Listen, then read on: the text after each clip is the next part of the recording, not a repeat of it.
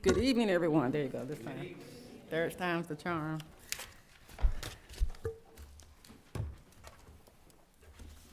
I'd like to call to order the City Council work session for February 2nd, 2026 at 6 p.m., calling to order at 6:02. Madam Clerk, would you please call the roll? Yes, ma'am. Mayor Danya L. Sarter, Present. Mayor Pro Tem Miller, Present. Councilmember Messick, Present. Councilmember Alfred Dixon, Here. Councilmember Kearney, Present. Councilmember Cameron Dixon, Here. and Councilmember Fox. We Present. have a quorum. Thank you so much. At this time, council, I would like to do one addition to the agenda. If we could add a discussion of the fiscal year 2026 budget as item E under old business. Are there any other additions or removals from the agenda?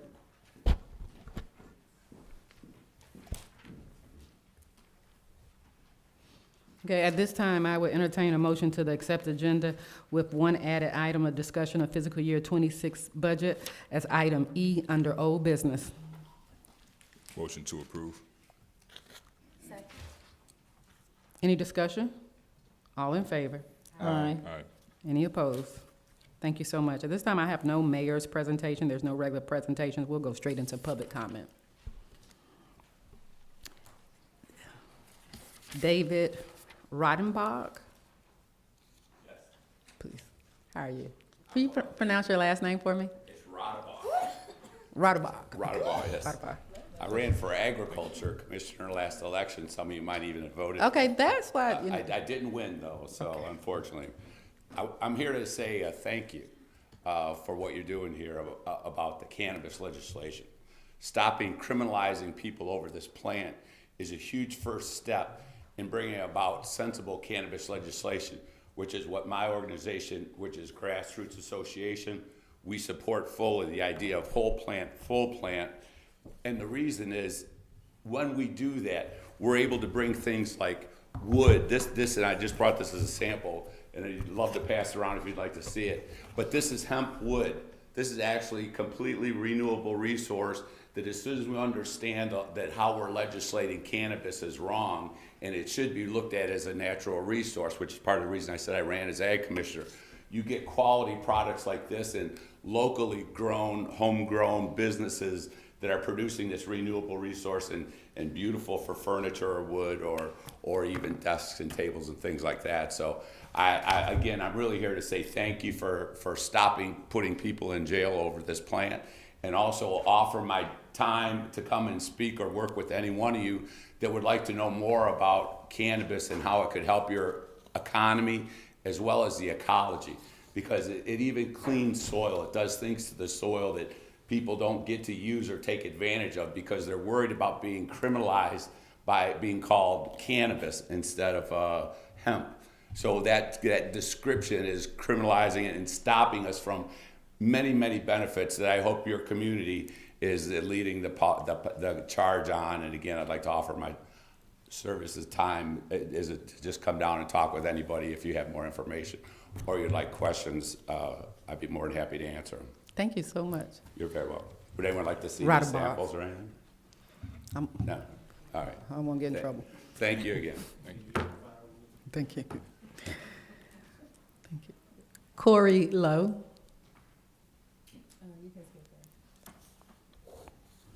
Devin Franklin.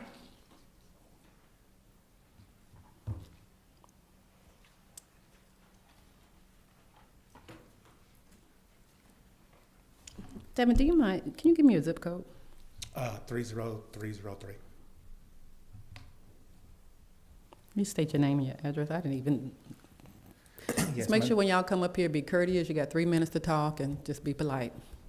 There you go. Forgot to read that part. Go ahead. Good evening, council members. My name is Devin Franklin. I am Senior Movement Policy Counsel at the Southern Center for Human Rights. We are a nonprofit law firm located in the city of Atlanta, and we work towards equality, dignity, and justice for people impacted by the criminal legal system in the Deep South. Among other things, our mission is to fight for a world free from mass incarceration, criminalization of poverty, and racial injustice. In my role as policy counsel at the Southern Center, I work with and monitor the roles citizens and cities and counties in Georgia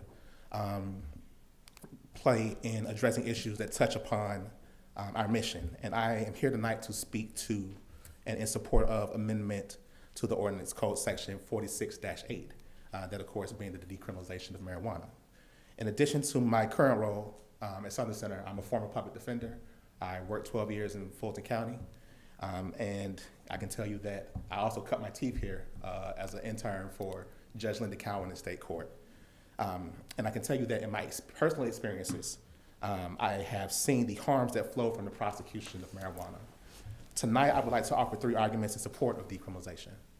The first being that it reduces arrests and incarcerations, obviously, and the costs that flow from it.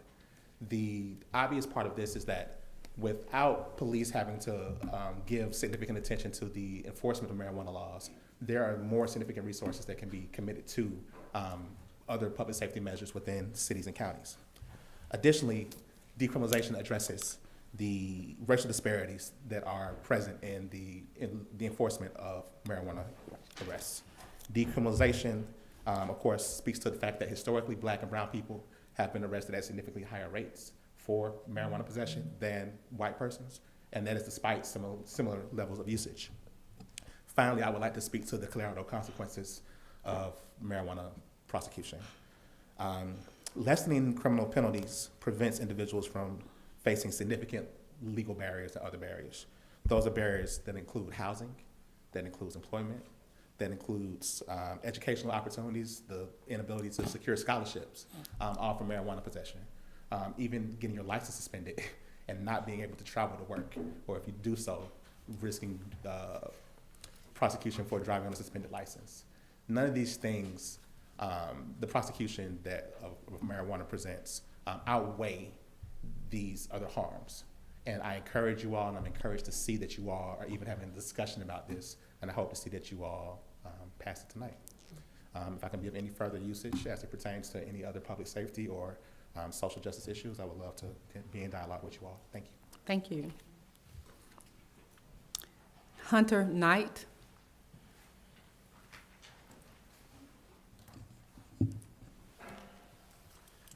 Good evening, everyone. My name is Hunter Knight, and I currently reside in Lawrenceville, zip code 30043. I'm coming in today as a concerned citizen and a fellow Georgian, coming to show my support for the amendment to 46-8.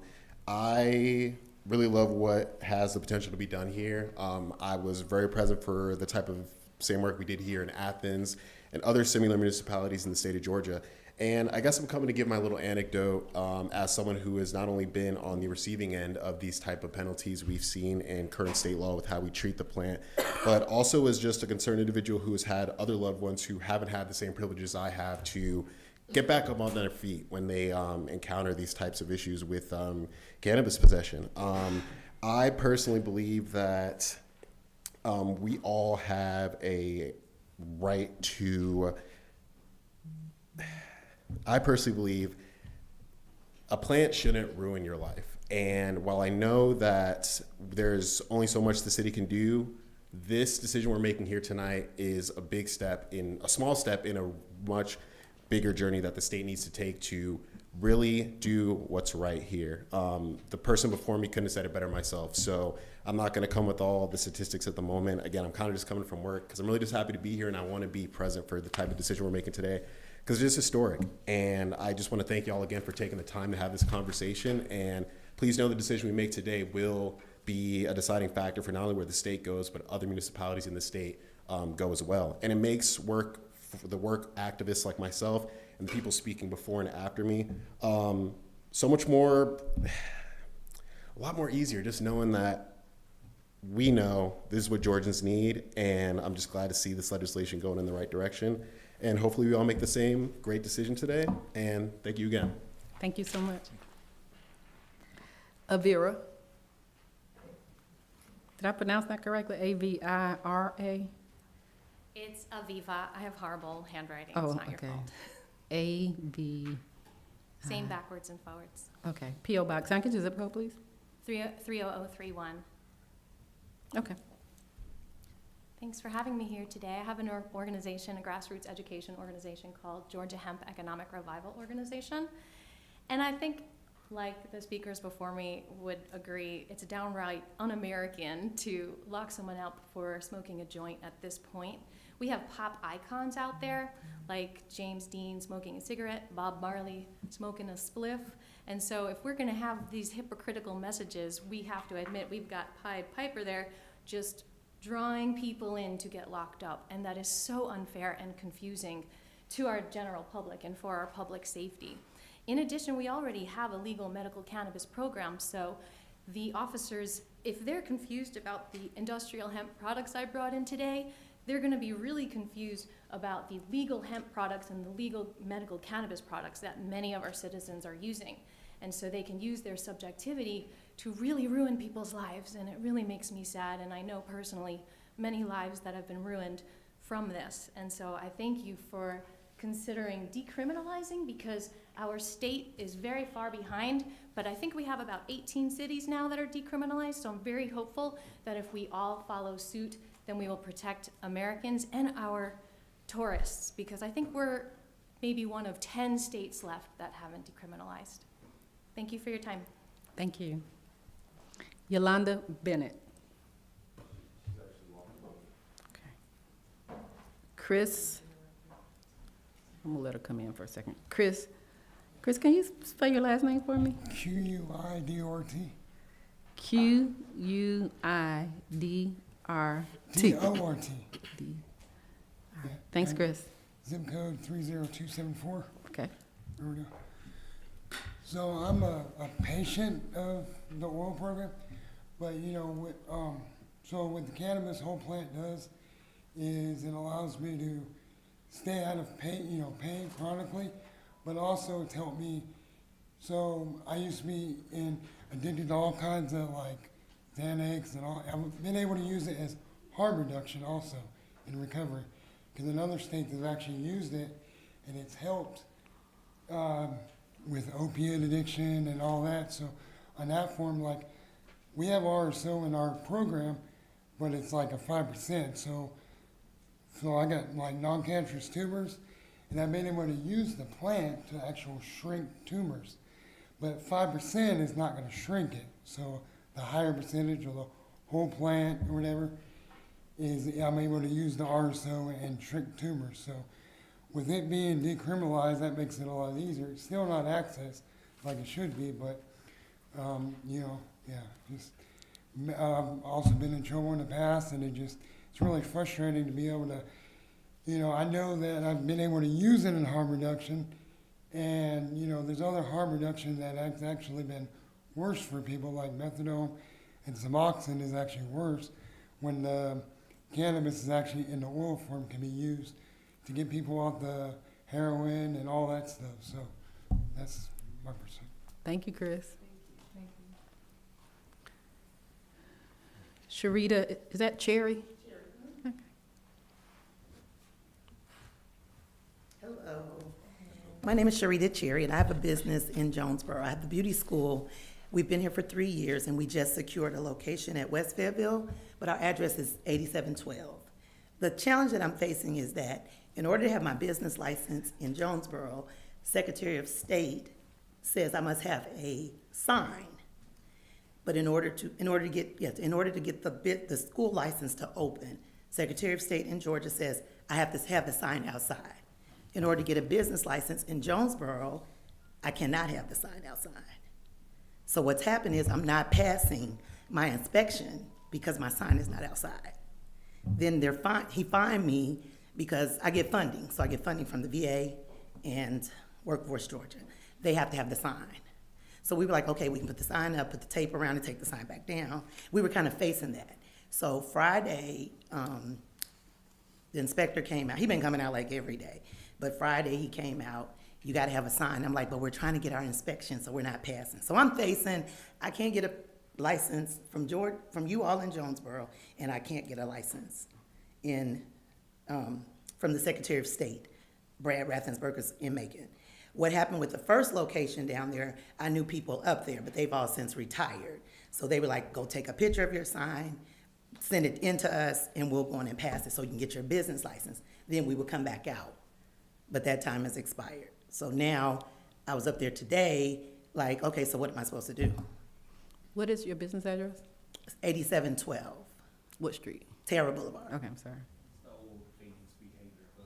It's been empty for like a very long time. So when I came here to present it, you all was like, oh, that's gonna be nice, someone's gonna be in there now. But I can't be in here if y'all don't give me no license. Okay. So I just kind of think the state needs to get on the same page with the city, or the city needs to get on the same page with the state. And even when the lady came out, she was like, Jonesboro's really the only one we deal with when we deal with something like this with our salons and our beauty schools, drivers, education schools like that. It's just kind of hard for us to pass it. Okay, so make sure I'm clear, you gotta have a sign to get, For them to come out and for the VA to come out, I have to have a sign. gotcha, okay. And then for me to have a license through the business with you all to operate as a business, you cannot have the sign up.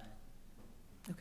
Let me do a little research and then, I will have Shelby, before you leave out, get some contact information for you. Okay, thank you so much for listening. Thank It's been about a month, we're trying to get open, and I just really need some understanding of how to do this. Thank you so much. Okay, thank you.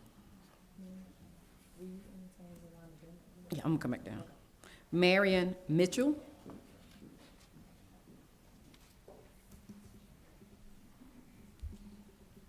Hey, Marion. Hey everyone, good evening. My name is Marion Mitchell III, and I came to speak about the decriminalization of cannabis in the city of Jonesboro. I wanted to start off with a story. My name is Marion. I went to the illustrious Fort Valley State University.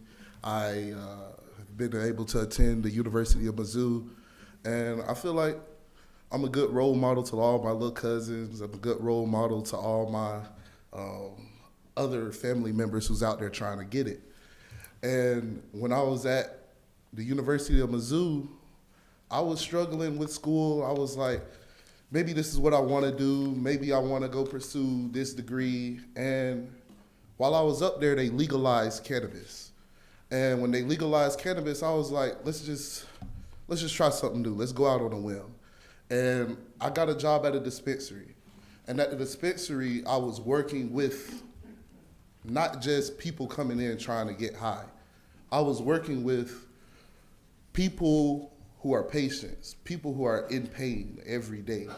And I think of a certain patient that comes to mind every time I go back in my head and I think about my time in Missouri. It's a man named Dave. And Dave had a triple bypass heart surgery. And during his triple bypass heart surgery, Dave's doctors tried to put him on Vicodin, Percocets, all of these painkillers. Chris just spoke about it. And Dave said, in my youth, I was addicted. After I broke an arm, I was addicted to all of these different painkillers. And it touched me when Dave came into the store and said, hey man, I'm looking for some cannabis because I want to use that as my painkiller. I want to use cannabis as my pain relief. I want it to help me heal. And I believe that cannabis is a healing plant.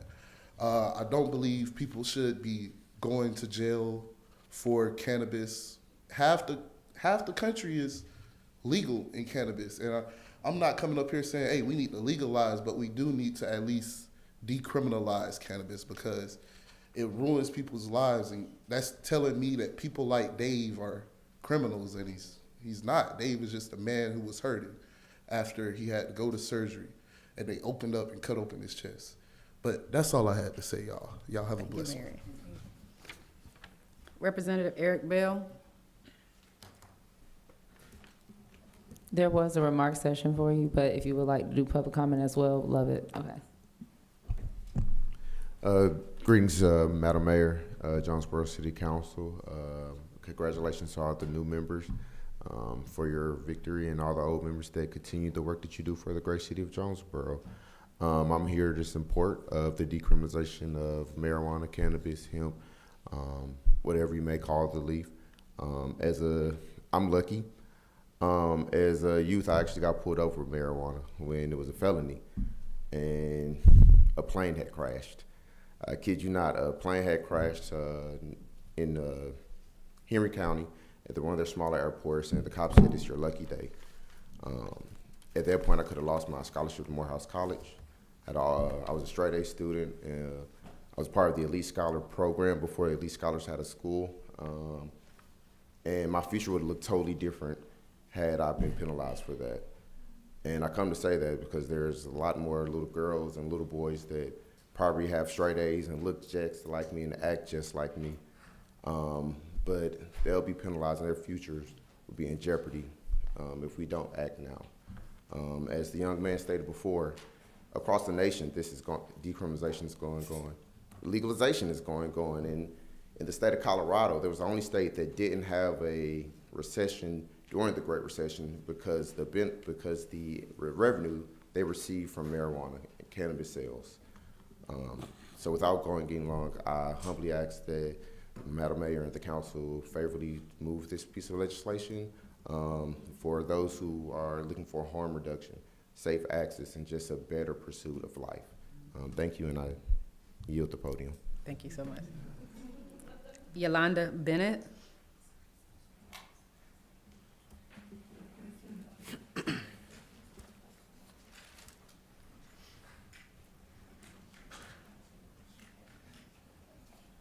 Good evening, all.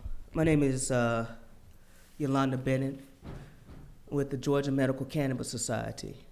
We are a 501c3 organization. And what we do is, I had to go ahead and write this down so I can stay on track, because I tend to veer to the left. But what we do, we work with patients and families across Georgia who are navigating an extremely limited medical cannabis program. I'm also a former correctional officer, disabled truck driver, and I wasn't always pro-cannabis. But I always use that term, or my motto, you don't want to have to need this, but just in case you do, let's hope it's available for you. Now, I want to make this clear directly. We totally support this decriminalization because it's a plant. This plant had been criminalized because of, it's in the history books, Harry Anslinger, 1930. Or was it 1928? Well, like I said, Harry Anslinger. Could have been 1928. But anyway, sorry. But regardless, the reason why we want to be concerned about this being decrimmed, Clayton County is decrimmed. We've heard about Clayton County jails. They're overcrowded. A whole bunch of stuff. You can alleviate this while people don't have to be worried about crossing out of one region to another in the county. You know, you cross out of the county into the city limits, get pulled over, you're at risk of going to jail. Why not remove that? FIFA's coming. Let's go ahead and alleviate that. You have some large cities like Athens. Their fine is only $35. They wanted to make it $1, but they couldn't. So what I want to say is, basically, possession of small amounts of cannabis has already been decriminalized. And aligning with local policy matters because enforcement should not depend on a zip code.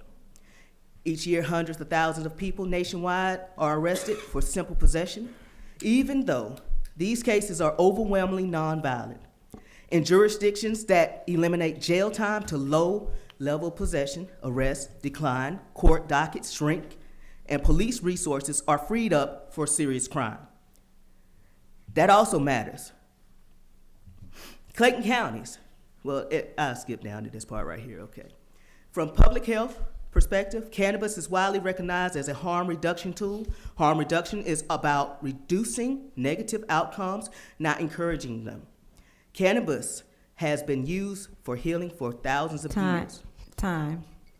All right. Thank you so much.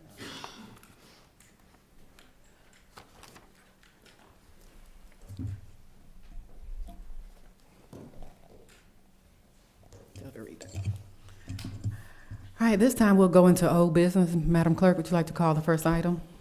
Yes, ma'am. Council to discuss variance application 25 VAR 001 submitted by Max Couton for properties located at 262 and 294 South Main Street, parcels number 060-32A B002, 060-32A B002Z, and 060-32A B006, Jonesboro, Georgia 30236, within the mixed-use district and the Gateway South District.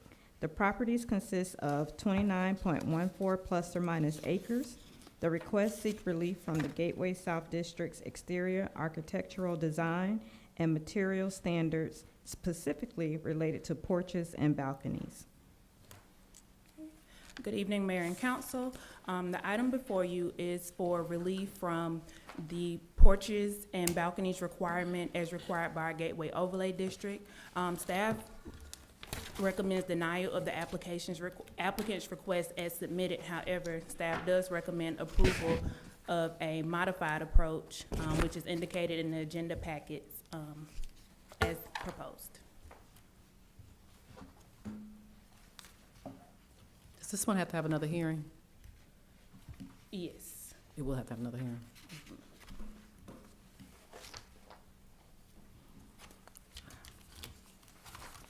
Council, any questions? Can you, Mayor, Councilwoman Messick? Thank you. The pictures that are in here, are these the updated pictures, or are these the ones that they presented back last time they were here? These are updated pictures. Okay. And if you read this variance, are they now asking that we do away with all the balconies and all the patios? Or is there just a certain number of them that they're asking for us to consider?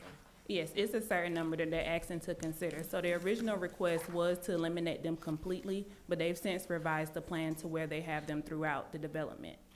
Okay, these pictures are I don't see a difference from the last ones that were presented. There's a little difference. I think what I was looking for, and I might have looked at the previous one, what's the exact number of balconies? It's approximately 200 units, so what's the refined number? If we have the applicant present, can I have them come up and speak to that? And that needs to be stipulated in whatever variance we decide. Madam Mayor and Council, good evening. Edric Harris with Presswood Development Company. So we do have a total of 196 units, and what we're doing now, all balconies on all upper floors will be in place. So there's a, a patio condition on the bottom floor at the parking area. So we're requesting that those be removed because they conflict with a fire requirement. So there's a hose distance, or it may not be the hose distance, but there's a distance requirement that we can't meet both requirements. You gotta meet one or the other. Typically, fire takes precedent over which one we need to meet. So I think it's roughly 20 ground floor patios that have a conflict. And so those will not have the patio, but all balconies, which are the upper levels, we're putting in 100% of the balconies. So if I do my math, 176 units will Yes, have ma'am. balconies. That's, well, no. There's some patio units on the front levels that are on the bottom as well. So that will have to come out of the total balcony number. I don't have that exact number. So, though. but I'm hearing you say everything on the second and third floor will have balconies. Yes, that's correct.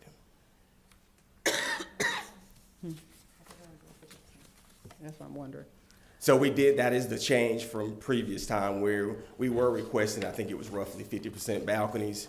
We went back because we modified a lot of stuff. We want to ask for as few items as possible. So basically, we're putting balconies everywhere a balcony can go, which is every upper floor unit. And the only thing we are asking for is on the bottom floor at the parking lot area is to remove the patios. And when you say patio, just so you all know, he's talking about that cement padding. Correct. So there'll be no doors coming out, it'll just be straight landscape from up under the window.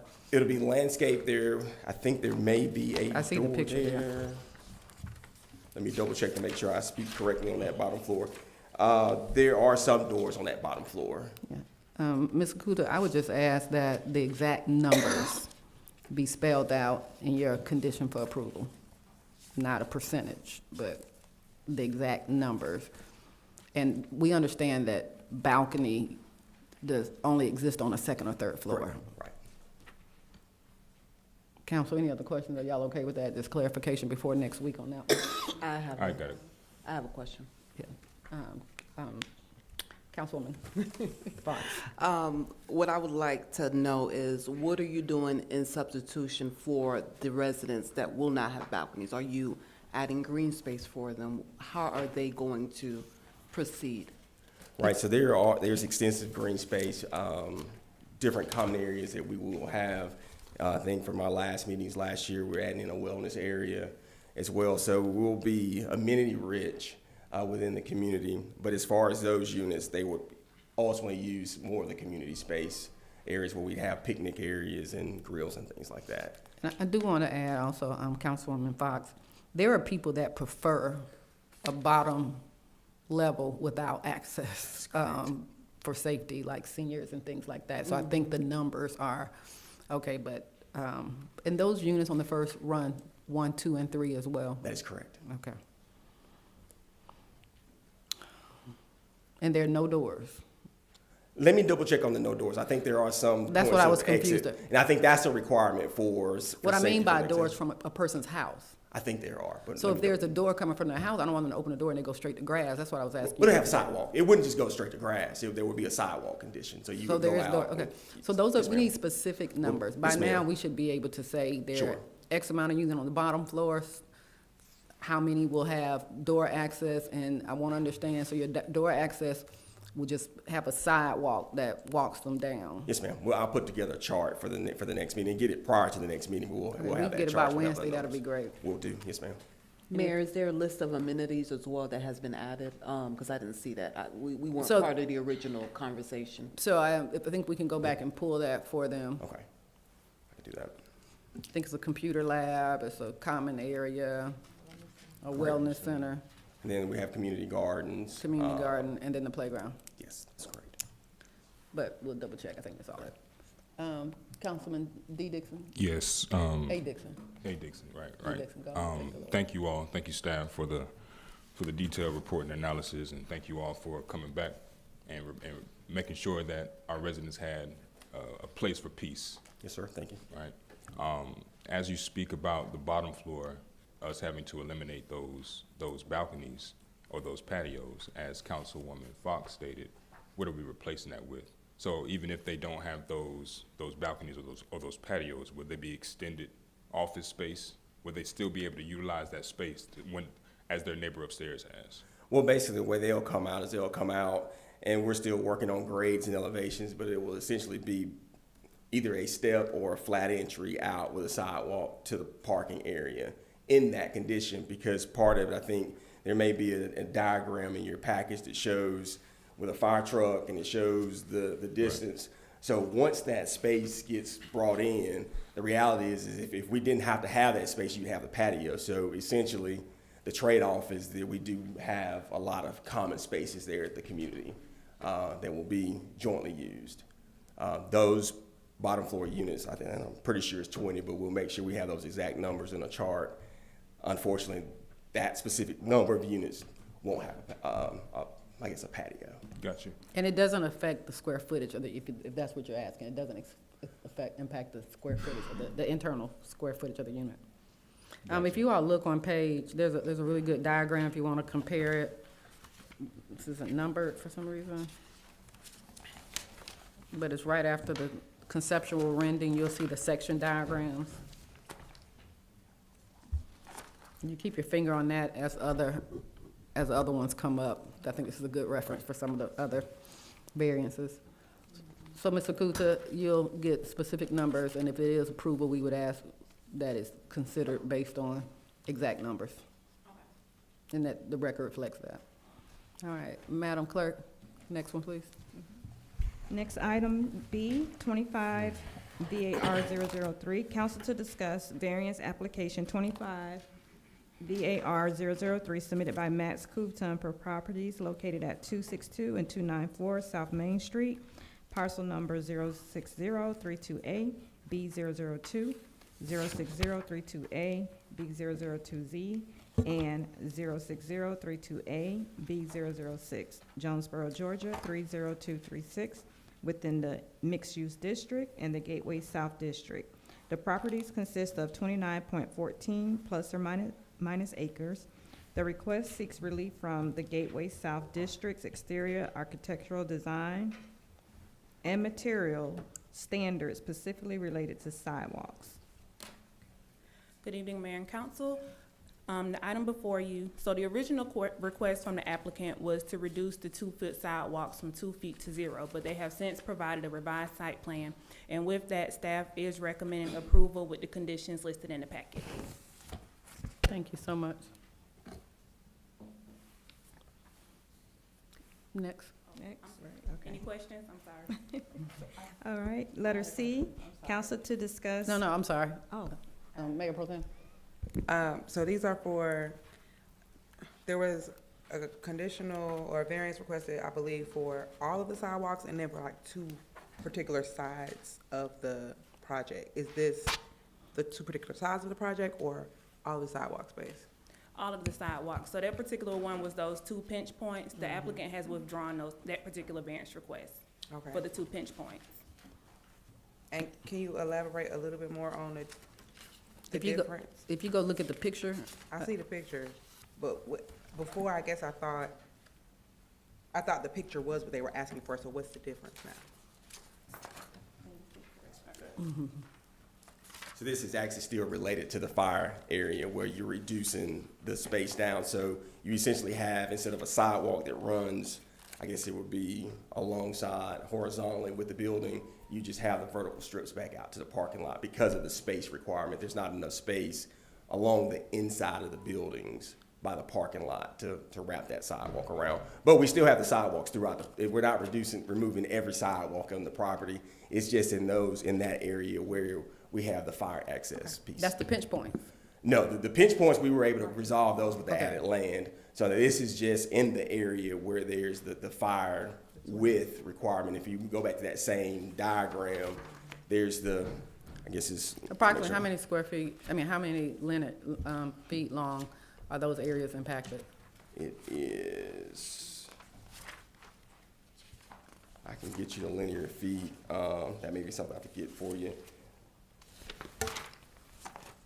Thank you for bringing it up. I was interpreting it the wrong way. Yeah, I'm trying to go to the diagram here. So the way it is designed, there's actually supposed to be another, I hate to do it this way, but I know you have the diagram there, but it's the areas inside the interior of the building here. There is basically a platform, but I think the way it is described as the sidewalk requirement for the city, it doesn't match that. But there is a walking path that's there, but it doesn't meet, I guess, the city requirement in those areas by the parking lot. So is there a sidewalk around this whole property? Yes, that is correct. Okay. I'll get with you, Faith, if you recommend that. I think it's okay. All right, next. All right, letter C, council to discuss conditional use permit application 25 CUP 009 submitted by Max Coopton for properties located at 262 and 294 South Main Street, parcel number 06032A, B002, 06032A, B002Z, 06032A, B003, and 06032A, B006. Jonesboro, Georgia, 30236, within the mixed-use district and the Gateway South District. The properties consist of 29.14 plus or minus acres. The request is for a multifamily development. Good evening again, Mayor and Council. The item before you is for conditional use approval related to the previous 2 items.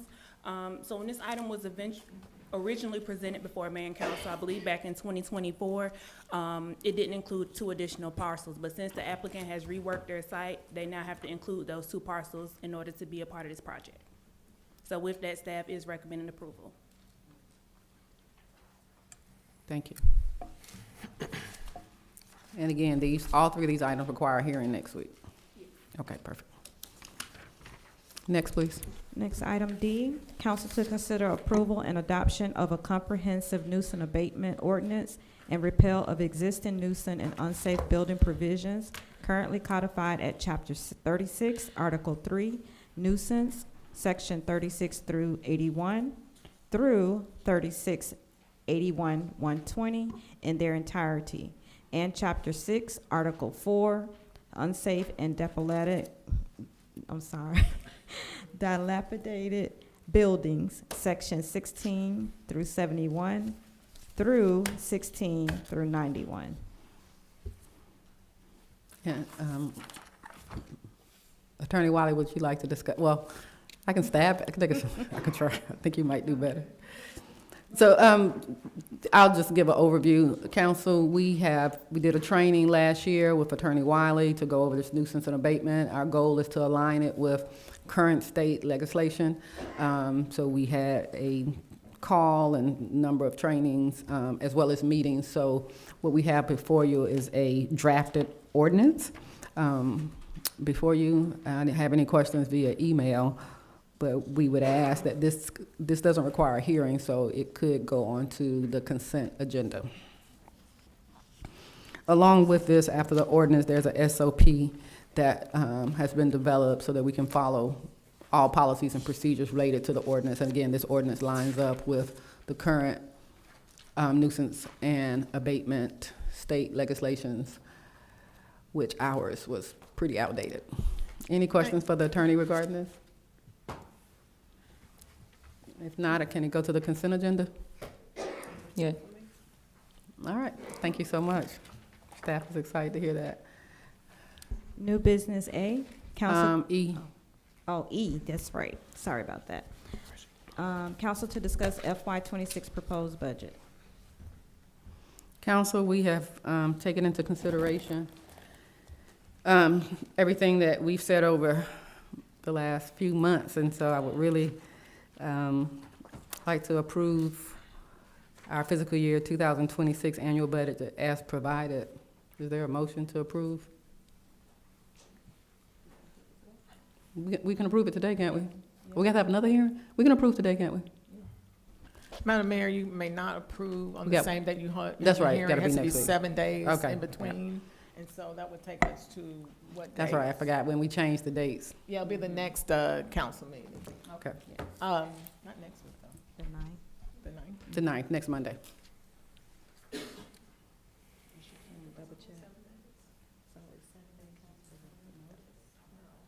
I know, I forgot when we switched it. Madam Mayor, the statute says there has to be 7 days between the date of the hearing and the date of formal adoption. And so what's not clear is whether today is included in that. Obviously, we'll be right at the 7 days.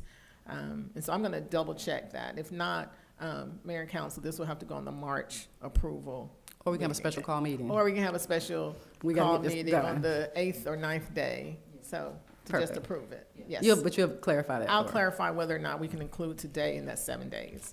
Yes. In discussion, council, I'm gonna start over here to the right.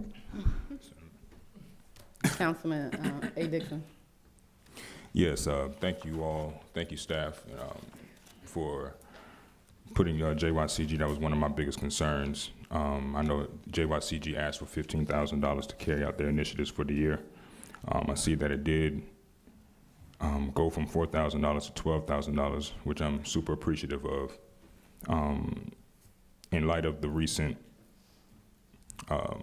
ice storm, or in preparation for the ice storm that occurred during the Cities United weekend, that event was canceled and it should be rescheduled. So I would love to see that go back up to $15,000 so that we can carry out the initiatives. I think it was like 14,680. Well, and that's not including the audio-visual support. No, the audio-visual support wasn't that. If we do the full amount, then if we go back up to 14,000, then that does include the audio-visual support. Gotcha. So I would like for it to be the 15,000 to not include the audio-visual support. So that means you're asking for like 16,000. If we wanted to include the audio-visual support for the JYCG budget. So the original budget that was provided from JYCG was 14,834, and it included the IT, but I can verify. I think 14,000 would be reasonable. Let me just state my concerns. When I looked at the budget for Jonesboro Youth City Government, everything, there was nothing in there that attributed to service. Like everything was, like I didn't see like $1,000 to feed the hungry or something like that. And I do believe that we all should, so let me be very clear, we all have a burden to give back to our youth. And I know you all say we need to invest in our youth, but funding at $16,000, which means we will fund 100% of everything for the youth. And I believe that the youth's parents, as a parent, should have some investment in their children. Working with a lot of the schools, Jonesboro High School, when they travel and things, those children, they're home, they're required to fundraise or to come up with something. So I do believe that there's an investment, but I do believe that the parents also need to have an investment. But right now, funding it at $14,000 is funding 100%, and therefore there's no contributions. I've talked to the Jonesboro Youth City government. They have been said that they've been told that they don't want this to be a burden on the family, but I'm not quite sure I agree with that aspect of it. I do believe there should be some buy-in through fundraising and things like that. Also, I want to be mindful again from the taxpayers. I've heard from several that none of the Jonesboro Youth City government are actually residents of the city. So I felt $12,000, which gives them, their family can contribute. If council so chooses to do the $14,000, that's fine. But I think beyond that, just doesn't set a good precedent as far as parents should invest in their children long before anyone else does. Thank you for that comment, and I totally understand where you're coming from on that. Honestly, some parents just don't have it, and then not to say that that should be on us at all, but if we have the opportunity to create these experiences for our youth that need all the outlets that they can get, that's just what I would like to see. And I agree, but I think there should be some aspect of fundraising to supplement this. I mean, family has to have skin in the game. And I agree, and they do have skin in the game. Our original budget, before we presented it to you all, was near $25,000. So we do have things in place. We do have service projects in place. That does not include what's listed here on this budget. And so we are committed to doing fundraising to see that we can still carry out the initiatives that were listed for the $24,000. But the $15,000 would definitely get us to where give us a great foundation. Yes, Councilwoman Kearney. All right, good evening. So I just wanted to look at and go over the budget that we've submitted. So some things that, stick out to me glaringly are the fact that we're not really thinking about our contingency funds. So every time we dip into, those funds in order to put more money here, put more money there, we are taking away from basically our rainy day fund. And if I'm not mistaken, Mayor, how many months worth of operating expenses are supposed to be a part of the contingency funds? Is it 6 months? 6 months. Okay, and I'm sure we're very far away from that amount, and I would love for us to get to a place to where we have that amount. So, as the mayor stated, the youth city government, I'm definitely in support of the children. I think all of us up here can honestly say that we are, and we want to give them the support and resources that they need. However, as we stated, none of the children, which I was under the impression that it was at least 60 to 70%, because I know you have about 10 students currently on there, but apparently none of them even live within our city limits, which means those parents don't even pay into our property taxes, which I don't think is fair to our residents. And with this current budget, we've actually lowered it, across different departments within the city of Jonesboro, which means that a lot of our staff has been taking that hit. Either we've had to cut personnel even across different departments, whether it be the police department, public works, code enforcement. So that tells me in my mind that our city is becoming, and luckily we have great, public safety individuals that are definitely going to, make sure we remain at the, top of where we're supposed to be in public safety. But in my mind, strategically, that means we are decreasing how safe we are in the city right now. We're decreasing how beautiful our city is and can be, because now they're not being able to use that money for their resources. and we know, that they desperately need it. Furthermore, even with the stuff that we currently are, what we've changed on council for ourselves, whether it be our travel funds, our training funds, initiative funds, what have you, it's either stayed the same or actually increased across for, certain things. And in my mind, I just don't think that's fair. And if you'll indulge me, council and mayor, I do have two separate scenarios I just want people to think about. So, as we know, I'm a United States Navy veteran, and if there was ever a scenario I was given where we are, in battle, something like that, and we don't have as much food as we might usually have, and we have to split it all amongst different, departments, divisions, what have you, I don't think any of us would give one specific group more or double what everybody else has when everybody else has to eat, less than that. And I don't think we ourselves would give ourselves more food than what we're giving our troops or our sailors. And if that is a little bit too much to think about, like a lot of us in the audience might be parents or something like that, and I'm not a parent.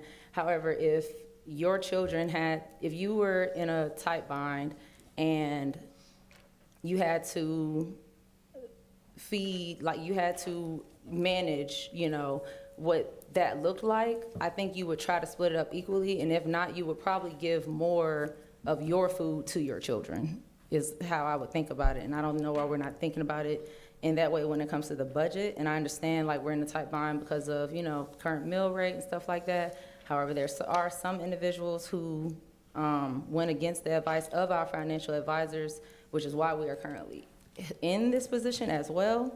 So I think that's something we should definitely think about when we're thinking about this budget, but specifically, I think you're asking to pretty much double the U City government's budget when everyone else is, lowering theirs. So I don't really think that's right, but that's what I have. Thank you. Mayor Pro Tem? Mayor Pro Tem? Thank you. A few things. I am for the children, right? I am an educator, on hiatus, but an educator nonetheless. I have a beautiful baby who I hope at some point will be a part of this wonderful program. I also believe that a compromise is when neither party gets exactly what they want.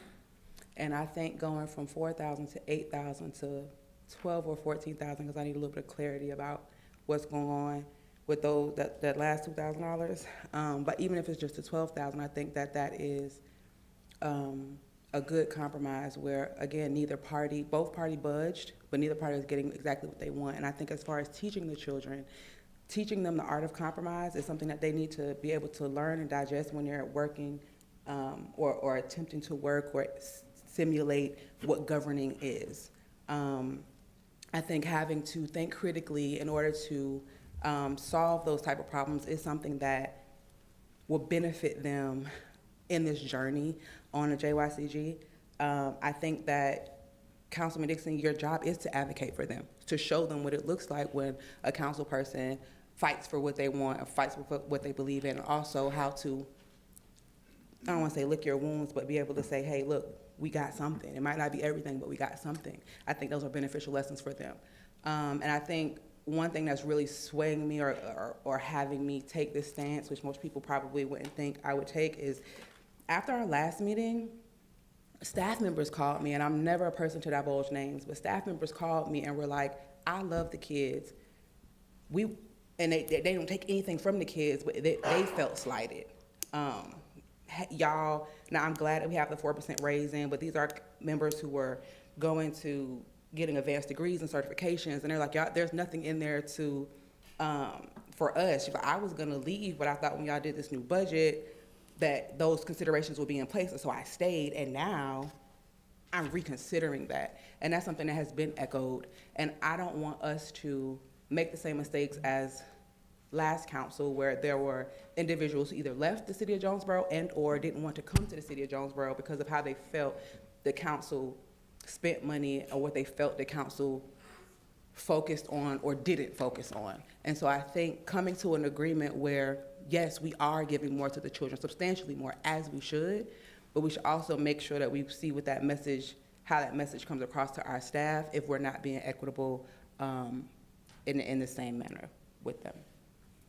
Those are my couple of cents. To the left. Just going down.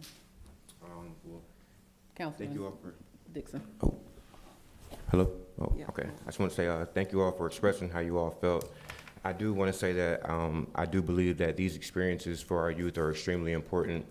I can remember just going to GMA and, you know, just the learning processes of what they've learned as they have been able to endure those experiences are very, very important. I mean, at the end of the day, we are teaching them young. So as they do grow old and, you know, move into these professions that they choose to do, they'll be able to have the knowledge and the experience as well. I do also believe that the art of compromise, I do appreciate you saying that, Mayor Pro Tem Miller, but it is very, very important that, you know, they do also feel supported from our council, and, you know, I would love to see that they are fully supported.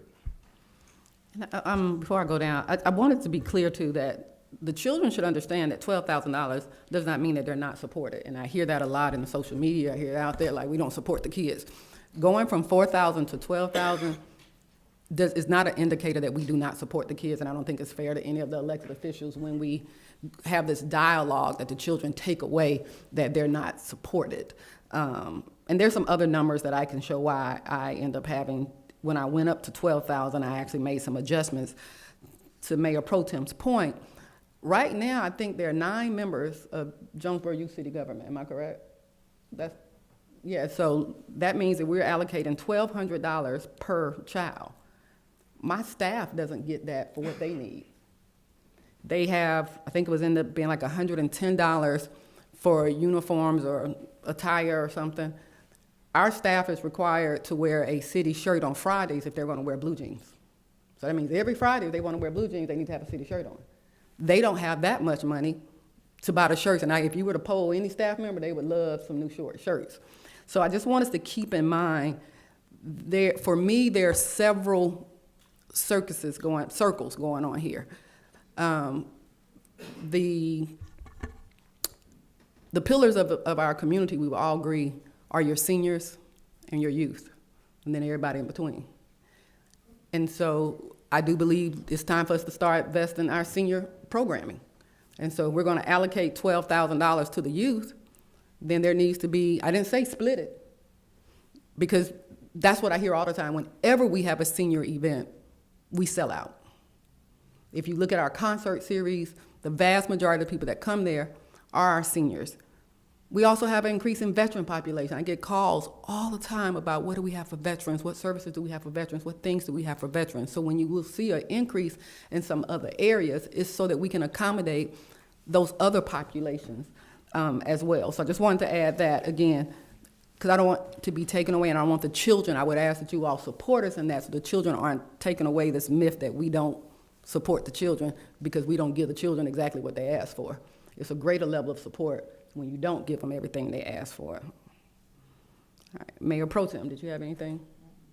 No, I'm sorry, Councilwoman Messick. We still 3 minutes. I'm gonna put a little sheet of paper and put some arrows. Councilwoman Messick. Thank you, Mayor. Uh-huh. Yes, I just want to echo what both sides of the voice have said here today. I completely agree. We need to support our youth. Keeping them focused on something positive is an important job. And I think as an elected officials and as a community, helping out with that with volunteer hours and financial means is important on both areas. We have a good youth city council. We have strong supporters of that youth city council here on the Jonesboro Council, and I would like to see that continue. I would like to see the youth city council fully funded through their budget and what they need, but I'm also willing to assist with any fundraising that they may need to make up the difference. Thank you. Councilwoman Fox. Thank you. There are so many things that the youth could be doing. At their age, you know, most of them are younger than what I thought that they were because of how mature and how well they speak and how well they carry themselves. They can be out here robbing, stealing. We already know the number of things that they could be out here doing, but they're invested in government and learning government, and these are our futures. Now, I fully agree, and I do believe that every one of us in the audience as well as on the dais support the youth. As Councilman Dixon stated, the 15K is the compromise because they had a much higher budget. I believe that they should be fully funded at the 15K. They're going to continue to fundraise, as I have spoken to them. 15K is not nearly enough for them to do the things that they want to do. Not only that, but when I look at the budget and I see Christmas decorations, 30,000. Christmas decorations is getting more than the children, in my opinion. And we have Christmas decorations on an annual basis here, but why are we continuously funding a new budget for Christmas decorations every year when the kids are only asking for 15,000? When you look at other counties, other cities, their children are fully funded with more than that. No. It is. No. I got the exact numbers for you. Not only that, but when we look at city events doesn't, that service everyone in the surrounding counties. That does not just service people that are here in the city of Jonesboro, but everybody. We are the county seat, so it shouldn't just be open to children or people that only live in the county or in the city of Jonesboro, but the surrounding county. So I fully, as my other members have stated, I fully support them getting the 15K because that is a small amount that they're asking for compared to what they really need to be successful. And not only that, but they could be doing so many other things out here, but they choosing to learn government. Thank you so much. Let me just say, every employee here can choose to be somewhere else, but they choose to come to Jonesboro and be underpaid. Christmas decorations. We have Christmas decorations on there because if any person that works here, how many calls do we get about they want Main Street looking like the City of Hampton. So when you ask about the Christmas decorations, the reason why we have to have it, because I can tell you, I have more people that have asked for Christmas decorations than I have had them ask for youth council. And we jokingly say that, but every year. And we had a $125,000 plan to build on this Christmas thing, but we had to stop it due to some financial things. So that is giving the community what they want. We had some, but they got to be old. I wish Marcus was here, can tell you, $30,000 might buy us some lighted garland.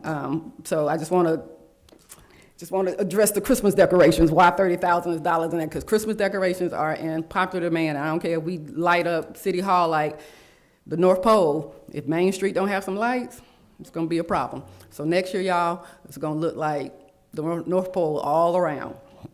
Something else that was said, yeah, they asked for 25, but every department head asked for more than what they got. So this whole idea that they're not getting what they want, nobody in this room related to this budget is getting what they want. And if there are children that are in need, anyone that knows me knows, it's just like when you taught school, everybody had to go if you wanted to go. But there are some parents here that can financially support their children, and we can go with the 15,000, but I just need to make sure, keep that energy for the other things that we're gonna fund, because it's the perception that we're giving. So am I hearing you all say y'all want $15,000? Yes, ma'am. 15,000. Go ahead. I think there are other ways to get to that number. Before council said that they would pledge some of their initiative funds, I think every council member could do $250, and that'll get them the extra 1,000, or the JYCG could partner with a council member, each one, and then we can use some of our initiative funds and do something in the city, or we can contribute toward movie night, and that can be Councilman and Dixon, Mayor Pro Tem Miller, and JYCG. We all put money in for this particular event, for this one, and the next event that they have. It is a disservice to not allow them to stretch their minds, to be creative. I understand that they cut it down from 24 to 15, but jumping to 24 from 8 shows, I don't want to say an inability, but shows that there could be more practice and being creative with how you approach certain things. And so I would just, even on my city event, my Christmas event, I have to lean on other council members. I have to lean on people for assistance. And this is helping members of our community for Christmas. I have 150, 200 families coming in. And so I just want us to be mindful of what compromise is and that we are all compromising up here. And I think we have a tendency to look our staff in the face and make decisions with them that disregard them. And so if we're talking about this, I want us to fight equally for some additional things for staff. Some money for their Christmas program, or incentives for Employee of the Month, or let's fight to do 3 senior events in the city of Jonesboro a year, or let's at least look like we're not one-sided in this, because I don't hear us fighting equally for those things, and that is being perceived by everyone. Perception matters, and we don't need the people that we have here that are doing amazing jobs that we all pull on every day, like they're not wearing 3 and 4 and 5 hats anyway. We don't need them feeling undervalued. And so I just want us to be mindful of what we're putting out there over $1,000, $1,000 to $3,000, because I'm still confused about that 2,000. But be mindful of what we're putting out there as opposed to being creative. What damage are we creating with this messaging where we can fix it in other ways? So just be mindful. Mayor, may I say something? Yeah, I was gonna also interject, like, I would hope that if we do fund them at $15,000, that, like, I haven't seen any acts of service. I know they participate in a parade and things like that, so we'll be reaching out and really relying on them to support in areas of service. Yeah, I have some projects coming up that I'm going to be approaching them next month, coming to their meetings. I think this is a new council, so one of the things that I want to make clear, at least for me, because I can't speak for everybody, I fully support the staff. There wouldn't be, when I email Ms. Chandrella, when I email different people, there is a consensus that it's one or the other, and I don't think that it should be that way. If there's a way that we can fund everything, we should at least try, because when you have, for example, we have Main Street, which I'm so glad that we are funding Main Street, but that is a new program initiative that just started this year that's automatically getting a $15,000. They're starting off with $15,000. Our youth didn't start off that way. When I look at our priorities, I agree. All of these things are important, and there's not one, in my book, for me, that's more important or less important than the other. What I'm saying is, let's give everything an equal opportunity, fiscally responsible, of course. And again, let me echo, the $15,000 for them is the compromise. Okay, so if we're taking that, thank you so much, then I need to go back to my department heads and y'all give me y'all wish list and let's fund from there. Because that's what we're doing with. They gave us their wish list, whereas I told staff, don't give me your wish list because we can't afford it. We got 170, what's in our contingency? That's 174,000 that I can tell you every department wanted in some aspect. I can ask Chief right now, what did you not get? I can ask Marcus, what did you not get? I can ask all the staff what they didn't get because they didn't get no substantial pay raises that should have brought them up to the mean average of the positions that they do. That 170-some thousand could roll back the 3 positions that we took off of Public Works and the 2 positions that I don't know, I think y'all both lost. How many you lost, Chief? 6 total. I'm sorry, 6 total. And so. How many positions did you lose? 6 total. 6 police officers were not funded. Mr. Hurd, how many of your police officers were not funded? 3 Public Works employees. 3 Public Works. As a result, Public Works for this quarter cannot work overtime. So now they have to work on the weekend. Whereas in the past, they worked 40 hours during the week and then they rotate on the weekend as the opportunity to make time and a half. But because of this contingency, Mr. Hurd, can they work overtime? No, ma'am. Yeah, and overtime is needed to keep our city clean. And when we spoke with them, I spoke with the Public Works, the first thing they said was, Madam Mayor, all due respect, that's how we stretch this $22 an hour. By having X amount of hours of overtime, that now I have to say you cannot get hours of overtime. And trust me, they're watching. They are watching, and they will work alongside the children or the youth. But I think this whole idea of the children asked for 25 and we're only giving them 15,000, let's be true. Every department asks for things. Matter of fact, they didn't even ask. I told them, here, take what you had last year because we can't increase because of the millage rate. And as a result, I'll cut from there, and that's what we did. So if we're gonna vote and do it, but it's fine, but this, you gotta be correct in what you're saying. Everybody lost substantially. And to say that the children asked for 25, but we're only giving them 15,000, that's $1,500 per child. $1,500 per child. All right, any other things on the budget y'all wanna talk about? We're gonna get some Christmas decorations this year. I just want to echo again, I think They're everyone's gonna heart. be big and pretty. I think everyone's heart is in the right place. know But about again, that, I Mayor would Pro just Tem. please ask you guys to think about the perception. I don't think anything's wrong with fighting for the youth. I think that we don't know what staff is going through. I think we don't know because we're not in the building. I think we only know when we sit and have these conversations.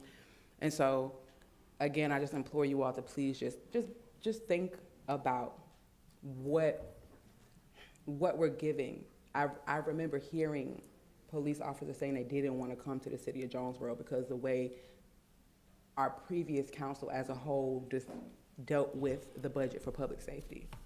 I don't want to give that impression to our current staff or other staff members that we want to come. And I think we're not thinking about it because we're willing to die on this hill. And again, it's a good fight. The kids are worth it. But we have to make sure that we're not doing more damage than good. And we have several opportunities where we can still find this money later on: salary savings, fundraising, assistance from council, initiative funds. We have more than we've ever had before. There are other ways, and it's, to me, as much as I love the children, and again, I said I want my baby to be part of this, it's not worth the damage and perception that I'm not for anything that's going to make Jonesboro worse. And so the children will make it better, but the perception of what might happen to the staff is something that can make Jonesboro worse because these are the people who make the city go. And I also want, just for the public record, the Jonesboro Youth City Government asked for roughly $14,840. $2,400 of that included a GMA summit, which is really good, in downtown Atlanta. Well, they weren't able to go because they canceled it. So reason why it's at $12,000, I wasn't just taking money, I just did the math. If I funded them completely at $14,834 and I subtracted the $2,400, you get close to about $12,000. So that's how I got to the rationale about $12,000. But again, I'm just gonna tell you, I work with Jonesboro High School, the middle school, and all the elementary schools. And when it's time for them to go on trips and stuff, parents have to get out there and help and support. And if your parent can't help and your support, then your aunts and your uncles, come to me. I got more popcorn than a little bit at my house. So, I mean, we're willing to support, but I do believe that we're completely, now I will say that you want to take them to National League of Cities.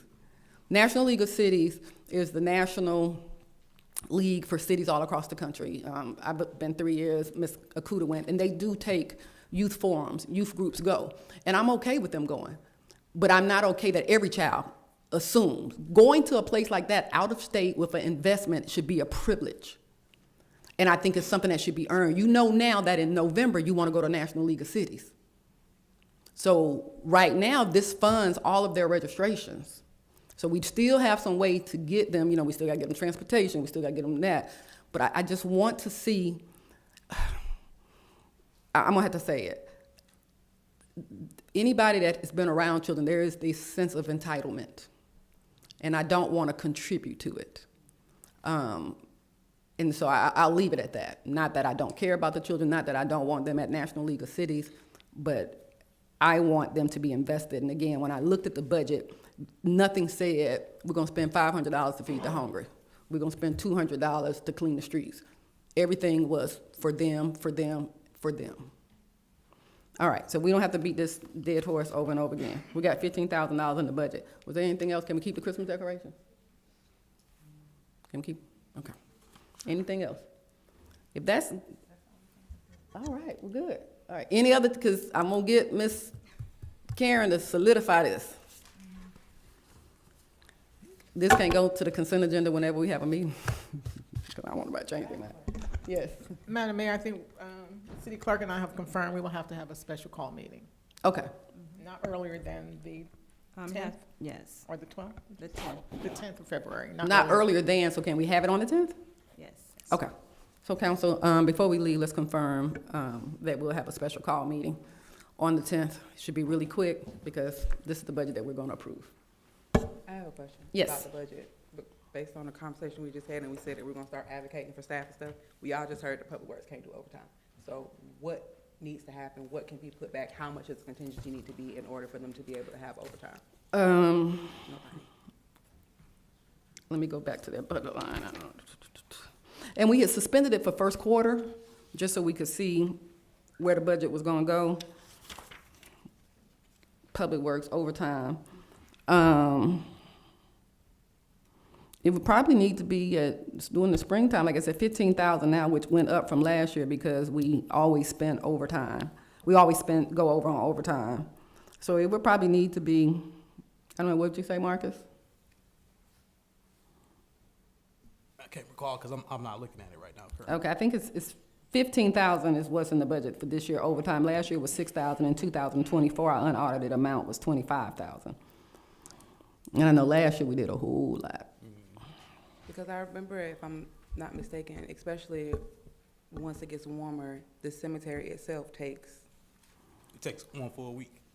of manpower, everybody, all hands on deck, right? So Yes, ma'am. during that time, in order for the other things to get done in the city, they're gonna have to work beyond their, and that's just the first thing I can think of, not to mention all the concerts or the things and the cleaning the park and all of these things. So I think it's worth putting that money back in there so that these Well, things get paid for what they're we increased it. What I think I'll do is I'll make with Marcus and we will go back into, I won't withhold over, and it's not like I hope you understood why I did the overtime for the first 3 months. But I will work with, and if that line item goes over, it just goes over. All right, thank you. Next on the agenda, new business. New business A, council to discuss variance application 26 VAR 001 submitted by Max Coulton for properties located at 262 and 294 South Main Street. Parcel number 06032A B002, 06032A B002Z, and 06032A B006, Jonesboro, Georgia 30236, within the mixed-use district and the Gateway South District. The properties consist of 29.14 plus or minus acres. The request seeks approval to allow encroachment into the required stream buffer to accommodate the proposed development. Yes, good evening, Mayor and Council. Staff is gonna request that this particular item be tabled. There's also an item on the agenda for, us to engage in a professional services agreement with Falcon Design. So I would like to have this, item tabled, and hopefully we get that approval and be able to engage them on this project moving forward. Approved. Do we need a vote for table? I forgot. No. Yes. I entertain a motion to table item A under new business. So made. Second. Any discussion? All in favor? Aye. Any opposed? Thank you so much. Thank you. Are you- Letter B, council to discuss and/or consider a proposed amendment to ordinance code section 46A8, possession of marijuana less than 1 ounce. All right, thank you. If you could pull up the PowerPoint, please. I do have a light presentation and then remarks at the end. So, oh gosh. I need you. You just, yeah, if y'all could go all the way back. Yes, a light presentation. Thank you all so much for coming out here and being in support. So we're gonna go ahead and get started, but welcome to the City of Jonesboro if you've never been before. This is a proposal to align the City of Jonesboro's simple marijuana possession penalties with neighboring communities and modern best practices. So this is really just us wanting to make sure people aren't being incarcerated because of, this sad incident, sorry. Next, thank you. So I was in the Navy at one point in time, and every good brief has a references slide, and I do believe in that. I'm gonna take that with me here. All right, moving on. I'm not gonna say this is classified or anything. This is very unclass. All right, so why Jonesboro should update ordinance section 46-8. So currently, our ordinance treats possession of 1 ounce or less of marijuana as a serious criminal offense. And under that general Penalty of ordinance section 1-12, citizens face up to $1,000 in fines and 180 days in jail for just a simple possession. Jonesboro's penalty structure places us significantly out of step with Clayton County, Atlanta, and a lot of our neighboring cities, who I am going to speak about later on in this PowerPoint. A lot of them have moved towards civil penalties with no jail time, and our current approach is a lot harsher than necessary, and it also consumes valuable law enforcement resources that we currently have, and it creates an enforcement disparity for our residents as compared to those just living just outside of the city limits. So we definitely want to get aligned. This presentation is going to outline that straightforward path and reclassify the possession of less than 1 ounce of marijuana as a civil violation with a modest fine. And you can also do community service, but it will equate to absolutely no jail time. Next slide. All right, so how it currently works today. So section 46-8 grants the municipal court jurisdiction over possession of less than 1 ounce of marijuana, and the punishment will be as provided in section 1-12, which I already outlined earlier, which is the fine of up to $1,000, imprisonment of 180 days, and both the fine or imprisonment, and that does not include the court fees as well. And this has all been verified by, our judge, Chief Judge Wood. So he is, very aware of this, and he is in support. The problem right now is, by default, low-level marijuana possession becomes a fully criminalized offense, which has serious consequences that are disproportionate and costly to our citizens. So I really just want to make sure we're aligned. All right, so Clayton County already led the way. September of last year, they did pass an ordinance in which possession of less than 1 ounce of marijuana was a civil non-criminal violation. So right now, they're at a $150 civil fine, no jail time, no drug convictions, and it is still illegal under the state law. We are not trying to, we're not trying to say that marijuana will no longer be, illegal, but we just want to decriminalize it for our city. Next. Perfect, thank you. Atlanta already set the standard years ago, of course, with their ordinance that they put forth, and they recognize that, without specific penalties, marijuana offenses defaulted to harsh general penalties, and they were disproportionate to the conduct. So we don't want to, do that anymore, of course, and that's the situation that we're currently in. Currently, Atlanta has a maximum fine of $75, and of course, still no imprisonment. And Atlanta City Council explicitly recognized the structural flaw in allowing general penalty possession to apply to low-level marijuana possession, and it's the same flaw that's currently in our Jonesboro Code that we are trying to change today. All right, Forest Park. So they are the first city in Clayton County to actually decriminalize marijuana back in 2018. So they, of course, have no jail time. And then theirs is a $100 fine for their first offense and $300 fines for their subsequent offenses. So Forest Park proves that decriminalization works in a small, non-college Clayton County cities. And this isn't just a policy for big cities or college towns. It's practical and effective for communities just like ours, and we really should adopt that today.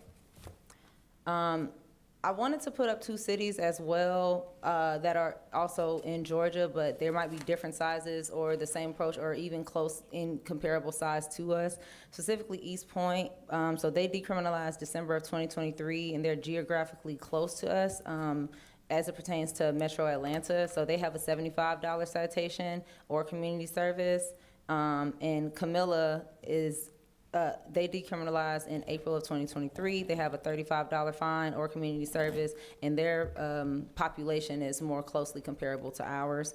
So this example just shows that across, different cities in Georgia that we're all moving towards the right direction, and we're trying to be workable, fair, and effective without any adverse public safety consequences as well. Next slide. All right, so this is currently a list of all the cities and counties that have currently decriminalized, and I do have the ones that pertain to us here in Clayton County bolded, being Forest Park and, of course, Clayton County. If we pass it today, Jonesboro will be the 22nd municipality to decriminalize marijuana in the state of Georgia, and hopefully we keep, giving and setting the example for others to do that as well. All right, so I'm going to address some common concerns that you might hear, just different, notions and stuff like that. So this legalizes marijuana? Absolutely not. This proposal does not legalize marijuana. The possession remains illegal under Georgia state law. If it is found that someone is pulled over and they have less than 1 ounce of marijuana, the police officer will destroy it on scene. It will be seen within, his or her camera, and they will be given a citation for that. We're simply adjusting the local penalty exactly the same as Clayton County did and as Atlanta, and we're aligning with our county, and the conduct is still prohibited. We're just making the punishment fit the offense. We want to make the punishment fit the crime here, and so that's the direction we're trying to go in. This will increase crime or drug use that is not supported by evidence. Statistically, peer jurisdictions have adopted the decriminalization to improve public safety by reallocating law enforcement resources to more serious crimes, and none of the jurisdictions have found that decriminalization actually increased crime. In fact, the opposite argument is stronger, freeing up the police time for more violent crimes and utilizing those resources better, and property crimes, so making our community safer. Jonesboro will lose revenue. Misleading. Civil fines remain enforceable and collectible, so we will still be collecting this money from those fines. And meanwhile, the incarceration-related costs, so whether it be booking, detention, court time, routinely exceed any revenue generated by a higher penalty. So this is about smart resource allocation and not revenue loss. And the city should wait on Georgia legislature. I think it's not necessary. Georgia law already authorizes municipal courts to handle these cases and allow cities to set the penalties by ordinance. We are not going against Georgia state law. We are still in accordance with, so there's no need to, try to say that that's something that we are currently doing. We don't need permission from the state legislature to do this. We have the authority to act now, and our neighbors have already done so. So I just want to make sure everybody knows we affirm our stance in the city of Jonesboro that the use of marijuana or any other illegal drug is not tolerated within the city limits. However, we recognize the limitations and societal impacts of punitive enforcement, and the city adopts this as a more focused, holistic approach. Why this matters? Mainly, fairness and proportionality, regional consistency, resource allocation, as I stated prior, and of course, community trust. So a person caught with a small amount of marijuana shouldn't face the same potential jail time as someone convicted of far more serious offenses. And if they are pulled over and they have another, charge that is a more serious offense, those still will be, prosecuted to the full extent of the law. Our current ordinance just treats low-level possession with a severity that just doesn't match the conduct. Next. So what I'm proposing right now is a cap of the fine, of course, somewhere between $75 to $150. I did want to do the fine for $100, and I absolutely want to eliminate the incarceration, so remove the jail time as a penalty for the possession of 1 ounce or less, and clarify it as a civil status, so make clear that the violations are civil and not non-criminal, and non-criminal under city law, and of course, preserve transfer rights. So next. So here we go. So $100 for the maximum fine, of course, 0 days of jail time, and of course, 100% community service option. And if there are, people that would like more, personal medical, resources and stuff like that, I definitely want to extend that to them as well. All right, so what happens to the state law? Like I said, nothing in this ordinance changes Georgia state law. Marijuana possession remains illegal under the state statute, and that's what we're changing is how Jonesboro handles these cases at our municipal court level. All right, next. All right, so I do have some remarks, and I would like for our Clayton County Police Chief to come up. Chief Roberts, if you could. Good evening, Madam Mayor and Council. Thank you for having me. And I want to just salute Councilwoman Kearney because her presentation was excellent. And Actually, I wish I had your presentation when I approached my board in September of '25, because it's very well done, very accurate. And I just want to say, I listened to this council have a robust conversation about monies for youth.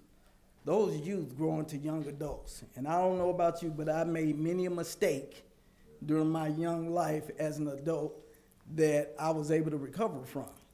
These arrests for possession of marijuana less than an ounce, if criminalized, stays with a person for an extended period of time. I know as a police chief, when I interview candidates that have had a possession charge, I have to weigh that in my consideration of giving them an employment. It may have been a one-time decision in life where they made a bad decision, but that's on their criminal record.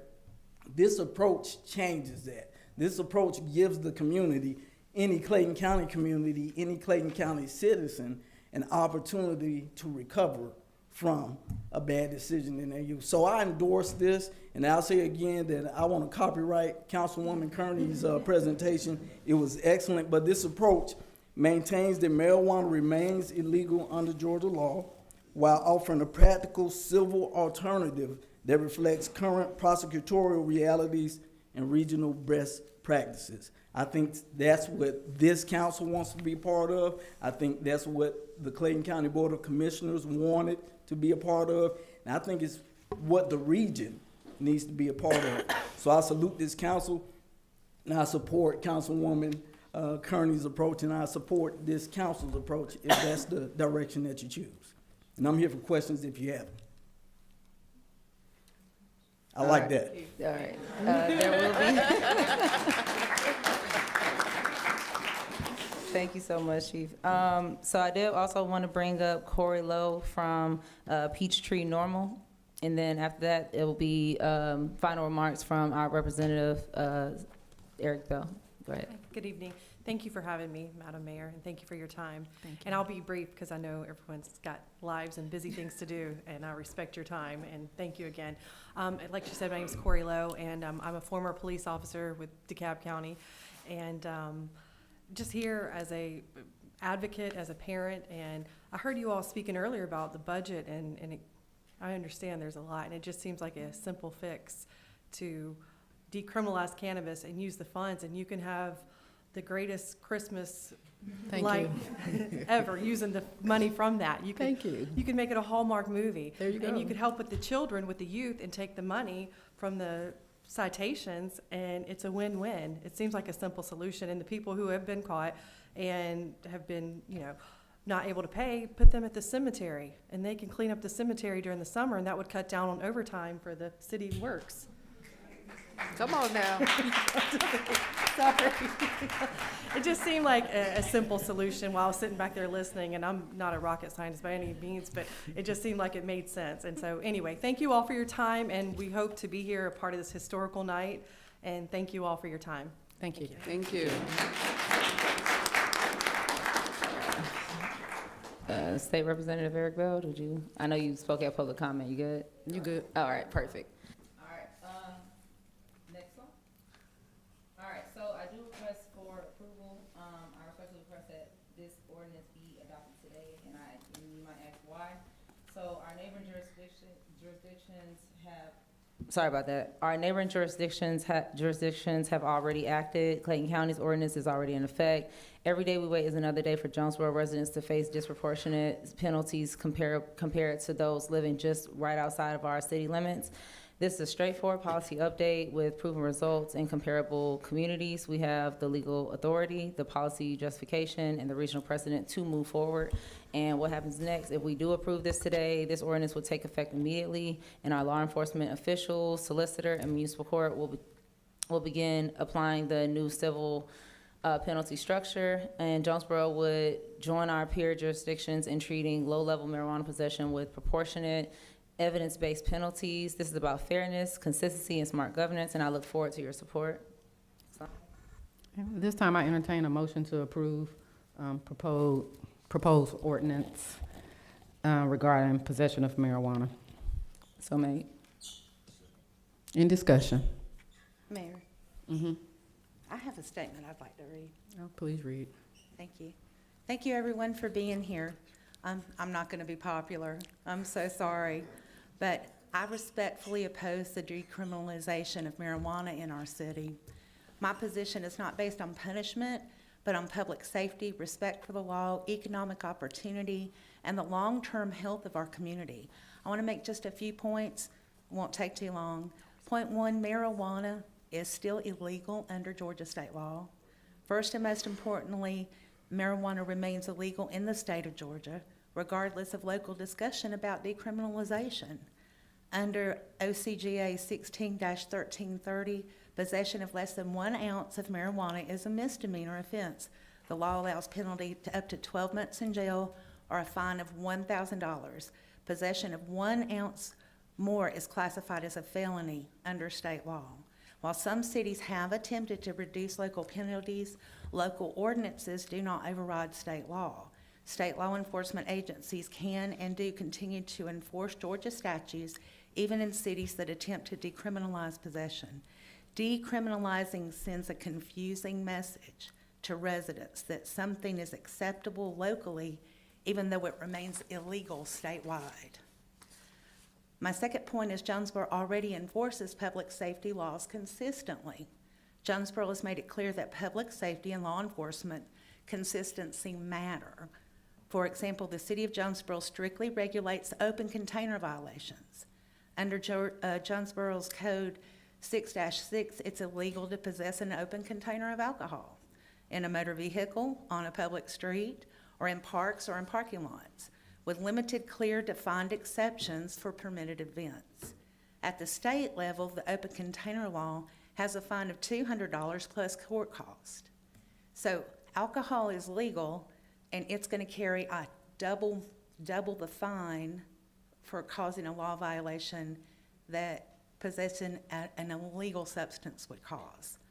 If we enforce alcohol laws to protect safety, why would we weaken enforcement of another illegal substance that affects judgment, reaction time, and public behavior? Reduced penalties encourage increased use of law breaking. Making penalties less severe encourages more use. When laws are weakened, behavior follows. Decriminalizing does not eliminate marijuana use, it normalizes it. The normalization leads to increased public use, increased exposure for our youth, and increased burden on law enforcement and on the court system. Rather than encouraging residents to abide by the law, decriminalization encourages people to test boundaries and disregard legal standards entirely. Law exists not only to punish, but to guide behavior. Weakening consequences weakens compliance. A drug-free community creates job opportunities. Fourth, drug-free standards open doors to employment, especially in government and public service careers. Many city, county, state, and federal jobs require drug-free testing, including the armed forces, law enforcement, fire and emergency services, public works, transportation, utilities, and infrastructure roles. Maintaining a clear message that Jonesboro values a drug-free workforce helps residents, especially our young people, remain eligible for stable careers with benefits, pensions, and long-term growth. Decriminalization works against that goal by lowering expectations instead of raising opportunities. My last point. Finally, a drug-free community benefits families, schools, and neighbors. It promotes clear expectations for youth, safe public spaces, stronger accountability, and respect for law and order. We can be compassionate without lowering our standards. We can support rehabilitation, education, and prevention while still affirming that illegal drugs do not belong in our culture. A closing note, Jonesboro is a city that I love, a city of pride, a city with lots of history, and a city with lots of promise. By choosing not to decriminalize marijuana, we choose clarity over confusion, opportunity over normalization, and safety over short-term convenience.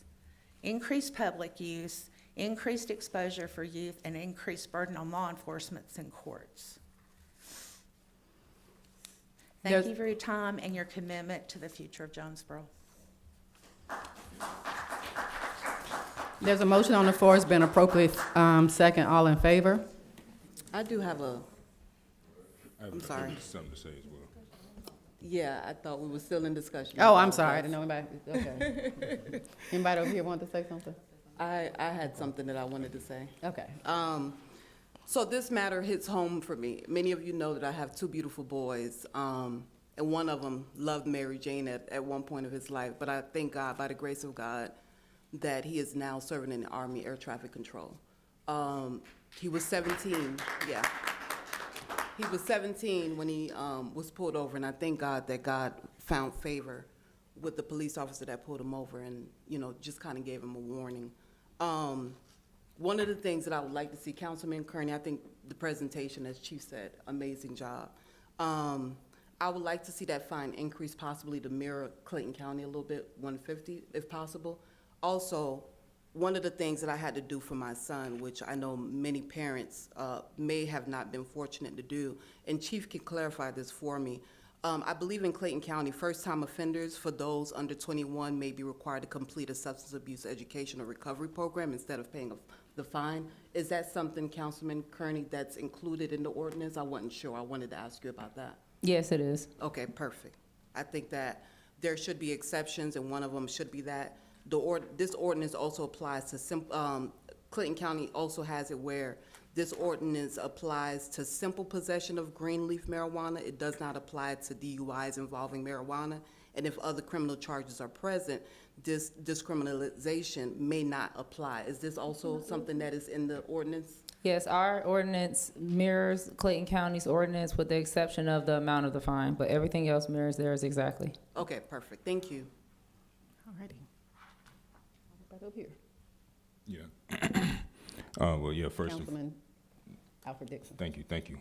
Thanks again, Councilwoman Kearney, for putting us in alignment, you know, with our county and our sister cities as well. And it's clear that we're thinking far beyond enforcement with this revision. So I really do appreciate that. Going back to Councilwoman Kearney's point in regards to raising it, would the council be open to, sorry, Councilman Fox, excuse me. Councilman Fox alluded to raising it. Would this council be open to taking it up even a little bit more and creating a restricted reallocation use for those funds to go towards our veterans, seniors, residents with unique abilities, children? We would have to look into the legality of, would that have to be a separate resolution when we apply funds?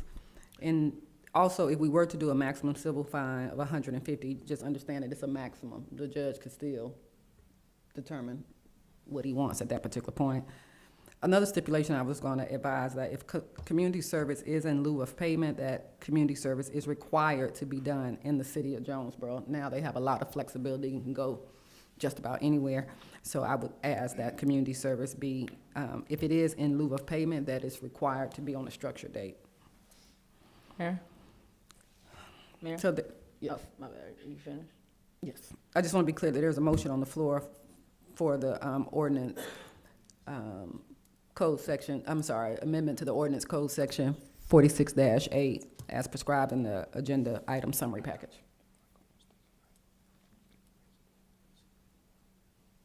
Get some of you. Okay. I was just gonna say to Councilman A. Dixon's point, I wouldn't have a problem with that. I just want to make sure we're, you know, within, you know, the confines of the law to do that. If that money can be, you know, funneled somewhere else, like for anything else for the city, like whether it be, like you said, veterans or, you know, our senior population or even our Children youth with unique population. abilities. Yes, exactly.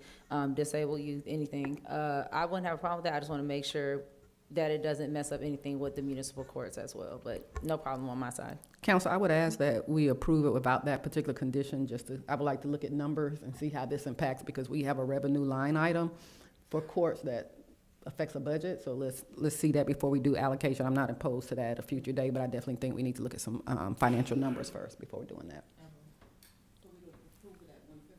Or would you Well, all be open right to- now, the current motion is at 150. And it was been appropriately second. Madam Mayor, it's, well, 100 was the motion. And I'm sorry, at 100, I'm sorry, and Yes. it's been appropriately second. So right now, the motion on the floor is for 100. Mayor Pro Tem? I'm for,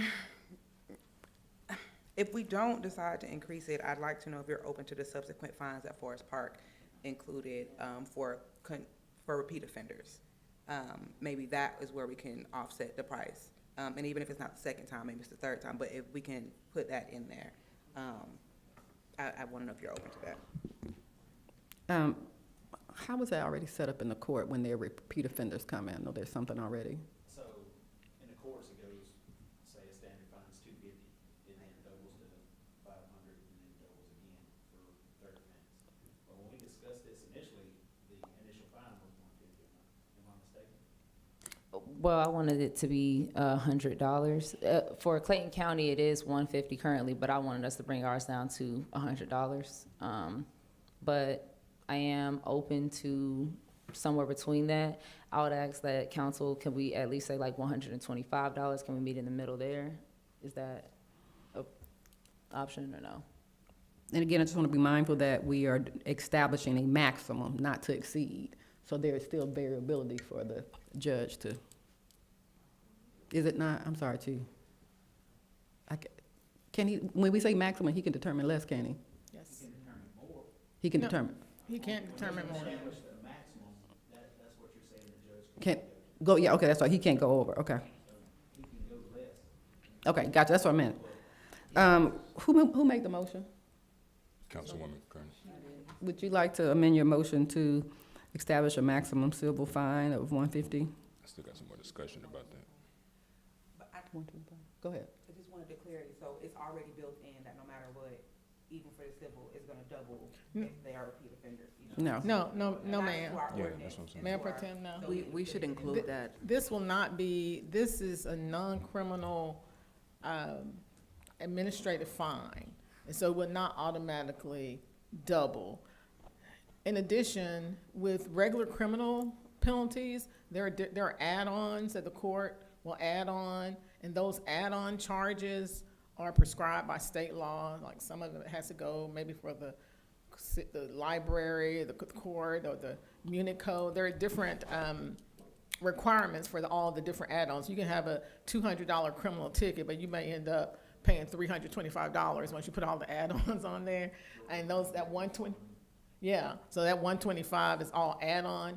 This administrative penalty does away with that. There will be no add-ons. This will be the maximum penalty, and the judge, when we met with the judge and our police chief to discuss this proposal, you know, the judge knew that he had discretion in terms of what kind of community service he would impose, whether he would do it. You know, there's a wide array of factors that a court can use, its mercy and discretion and how it does the fine, making people do certain things in community service. I think, to your point, Madam Mayor, talking with the judge and solicitor about community service opportunities here in Jonesboro, so they'll know where to funnel individuals to those programs will be necessary. But I just wanted to clarify that. And I don't think there was anything else that was lingering, but if it was, please remind me. So can we put that in here, that if you are a repeat offender, your fine is increased? Well, I want to be mindful. Let me just say that. If it's not a problem, then what's the problem with them doing it over and again?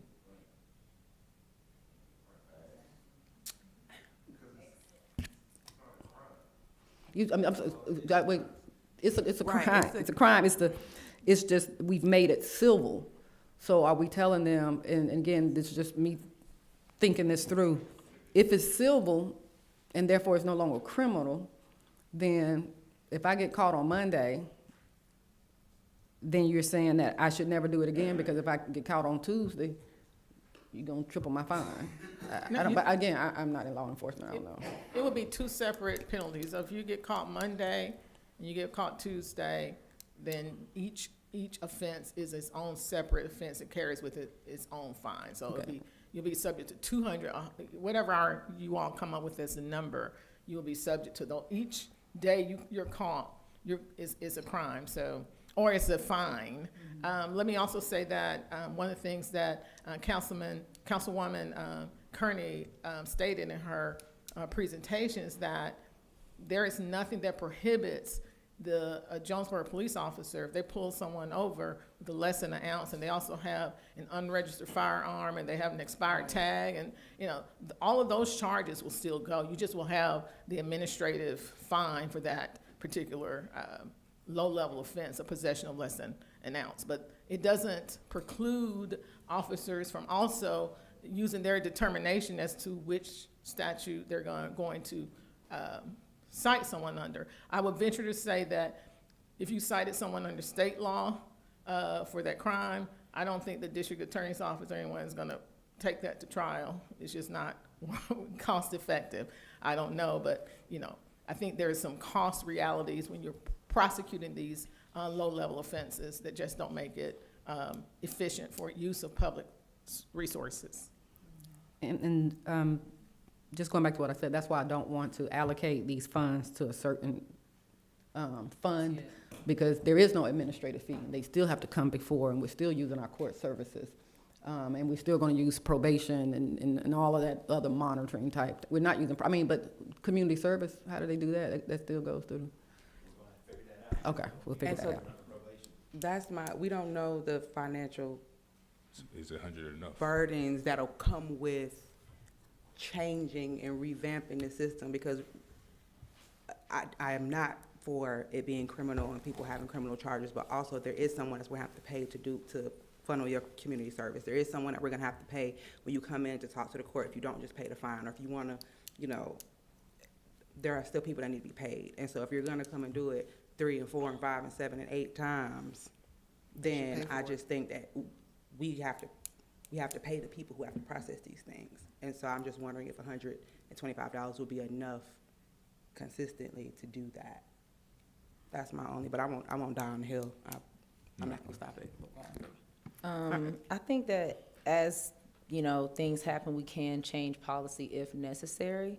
So I think personally $100 is more than enough, but if the council wants to, push forward with $125, and that be just, I think, the repeat fine. So if they do it on Monday, it's $125. If they do it on Wednesday, it's $125. If they do it on Friday, $125. Somebody who's great at math, tell me how much money we just made off that entire week. That's what I'm talking about, $375. So I do think that it's still, a good thing and a good plan, because I get it, Clayton County's got they're doing a little bit more money on the $150 side, but down in Athens, they're at $35, and I think it's another city that's also, Camilla, they're $35, and they're just fine, so. All right, I don't so think 100 is that far off. I know there's a lot of discussion. There's a motion on the floor. It's been appropriately second. We can take a vote for this and see if it dies and comes back with a less amount, or we can modify. Did you amend it? Is the motion for 100, Mayor? Yeah, the motion now is for 100. Can we 100. modify that amount? If she, only the person that made the motion can, so I'm gonna ask her. If not, it has to pass or fail. So, $100 to stay out of Clayton County Jail. Councilwoman Kearney, can y'all, public discussion? So there's a motion on the floor. It's been appropriately second. Let's just take a vote on this one, and then if we need to modify, we can. All in favor? Aye. Hold on for a second. I'm just trying to understand, like, Okay, well, then she needs to amend it. So do you want to amend your motion? and that's what we're discussing right now. Okay, we'll discuss out. All right. So, All Gotcha. right, who's So talking right now? current- So Councilman Alfred Dixon has the floor. yes. So currently, Chief, it's $1,000 if someone gets caught with marijuana, correct? Maximum. And currently, we want to take it down to $100. When Ms. Lowe expressed, very beautifully that this is an opportunity for us to take care of the things that we need to take care of. And I feel that, sorry? Could be. Legalities of being able to align that money with funds or allocation for veterans or. Got you. And I'm all for, protecting the stability of our families here. But at the same time, I feel like we can take that up just a bit. To what? Just making sure. Like I said, currently it's 1,000. All right, I hold would on, love one to person see at a what- time. I would love to see what council's thoughts is. I'm thinking $200 to $500. And I'm like currently it's 1,000. Currently it's 1,000. And like I said, we need a lot. We want, we need a lot of things within our city. So I'm just trying to be creative here. But yeah, just wanted to hear what the council had to say. So there's a motion on the floor for a maximum civil fine of $100. And of course, we still got to talk about, Wait, the repeat, offenders and just different things So like those that. things are, okay. I'm trying to nail down a number here, so. Councilwoman Kearney, just wait. Did you have anything to say, Mayor Pro Tem? Yeah, it's more about the discussion. Mayor Pro Tem? And maybe Chief can answer this question for me. When you give someone a citation, can you walk me through the process of how many people are involved from citation to paying it? So at current, because there's no quantifiable test, there's a lot of citations that aren't being issued unless it's 1 ounce or more, or they have marijuana, plus guns, plus credit cards and things like that don't belong to them that are associated with another crime. But essentially, the officer will write the citation. They turn that into the courts. There's 2 people within courts that schedule those court cases, and then there's front office staff, 2 staffers in the front office that field those telephone calls, collect fines, and things like that for court. Plus, the judge sits on court day to hear the case. Okay. You have evidence custodian that is in charge of taking that evidence in, dropping that evidence into evidence and holding it for court until its disposition is being. I hear you. Till a disposition is issued by the court. Okay, thank you. So I heard 7 to 10 hands possibly, right? These are people that we have to pay $15 an hour, $20 an hour, $19 an hour, right? And so to the point, even of the other cities, Clayton County has way more revenue than we do. Forest Park has way more revenue than we do. Camilla, different. Athens, way more revenue than we do. And so I am all for helping all people. The people who come through and they have a little less than an ounce, I get it. Also our residents too, because we're asking a lot on their backs right now. And so if we're going to make this change, that might come with some challenges from the residents in the city of Jonesboro, because change is difficult for everybody. I think we should at least be able to show them that it's not gonna put us in a deficit, because I don't know how we could pay 7 people on $125. And I just feel like I just want it to make sense a little bit more. Okay, so will we entertain just aligning with the county and just doing Hold on one $150? second, Mayor, Councilwoman Kearney. Just want us to stay away, so we have a motion on the floor. Do you want to amend your motion? I want to amend my motion once I But- find out but it has to if go people. through- But it has to go through the discussion. They're still in discussion. We're still in discussion. Yeah, that's what I'm saying, but just wait till you acknowledge. I'm trying to keep it a little. Okay, sorry. Yes. Please, okay. All right, so I'm trying to figure out, could we just align with Clayton County and do $150 for the fine? Would everybody is anybody opposed to that, I guess? Then I would like to amend my motion and change the fine to $150. Do you still second, Councilman Dixon? Second. All right. No further discussion. All in favor? Aye. Any opposition? All right, thank you so very much. Next on the agenda.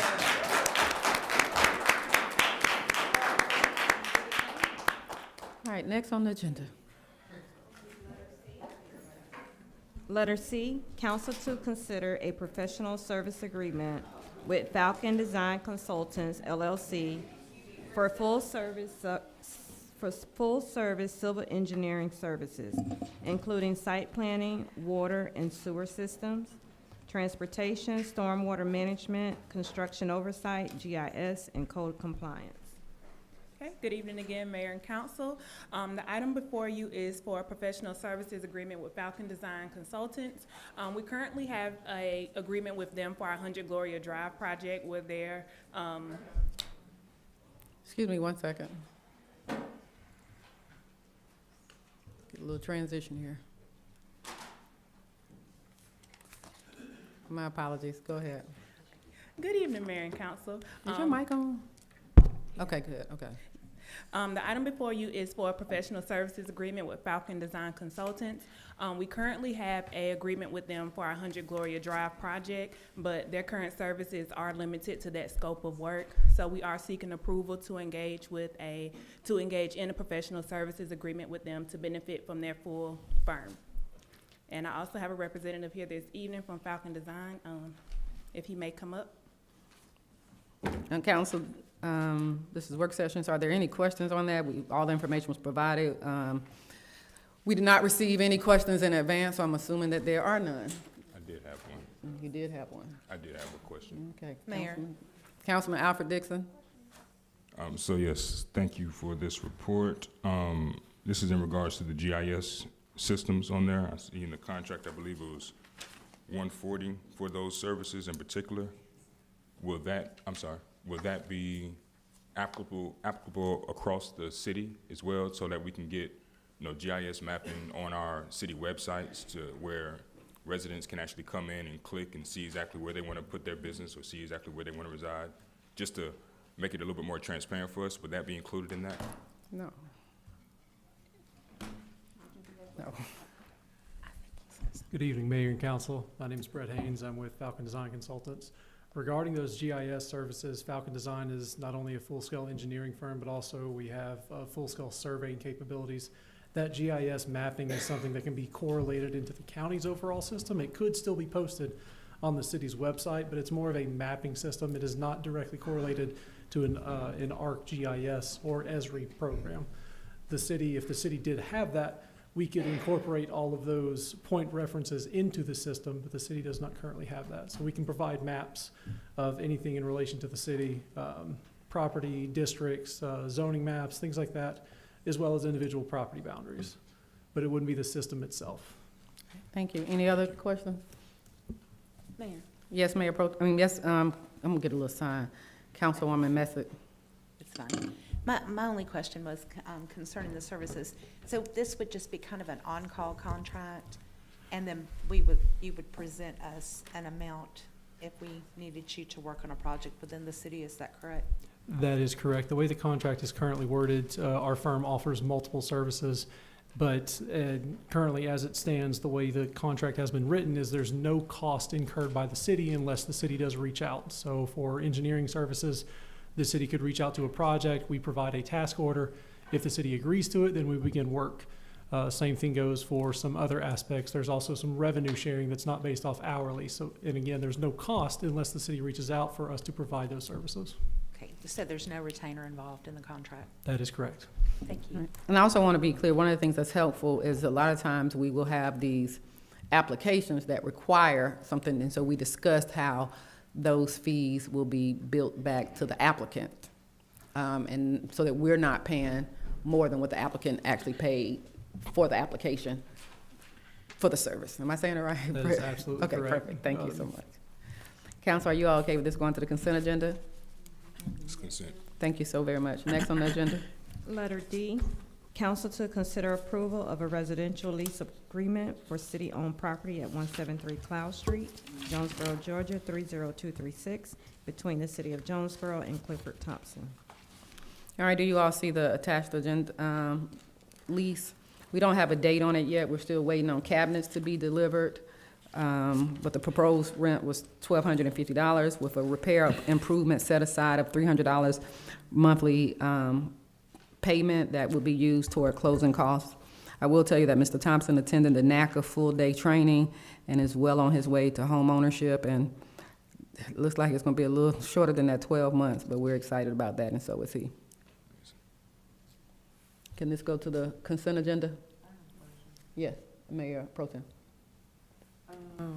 The employment condition, I would assume that if it weren't legal, it wouldn't be in here, but it seems, is there any way that it could just be that it goes to market rate as opposed to automatically terminate and property must be vacated? Yeah, and actually, you know what, thank you for reminding me of that. I would ask council that we strike that. I do feel like if we're doing affordable housing, it doesn't necessarily have to be contingent upon employment. The previous renter rented for $950 and didn't work for the city. So I don't feel like it should be actually a contingency upon employment, because the goal actually is for him to go into home ownership. And if at any point he goes into home ownership and gets a job that's making a lot more, I don't want to penalize him. So the whole idea is just to have affordable. So thank you for bringing me that up. So we will strike that item from, I would ask that we strike that item. Where is that in the actual lease? It's section 3, Madam Mayor. Is it section 3? Yes. Yes. So strike section 3. Yes, that there is no employment requirement. Thank you so much. We talked about that at the NACA. Is anybody opposed to that? Not at all. Okay. Can this go to, thank you, Mayor Pro Tem, I was about to let that go. Can that item go to consent agenda? With said changes, yep. With said changes, thank you so much. We'll get you that modified copy in our new agenda packet. Next on the agenda, please. Letter E, council to discuss the city's procurement policy. Oh, thank you. Good evening, Mayor I'm and sorry, give me council. 1 second. Council, let me just start off by saying we're not asking for this to go to the consent agenda. We needed to, so it's just for discussion and for consideration next week. There you go.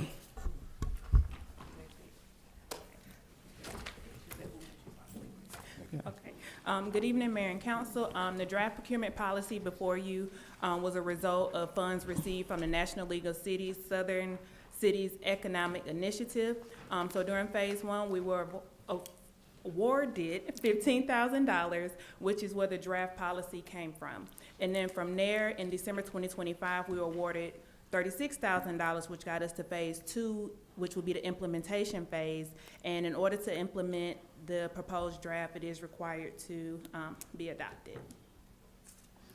So council, we, again, not asking for adoption, but if you all, yes. If you would like, Madam Mayor, I know it's in the interest of time, but we have a little presentation to go over, to do just a high-level overview Okay, of great. the provisions. I won't go through it and read it word for word, but it certainly will highlight the key points. Okay, if thank I you may. so much. Go ahead.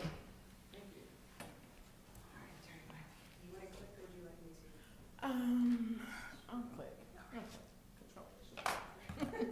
So let me just say that this is an excellent, excellent policy draft. It's really, really good. And it seeks to bring some clarity to what our internal processes are on how we handle procurements in the city.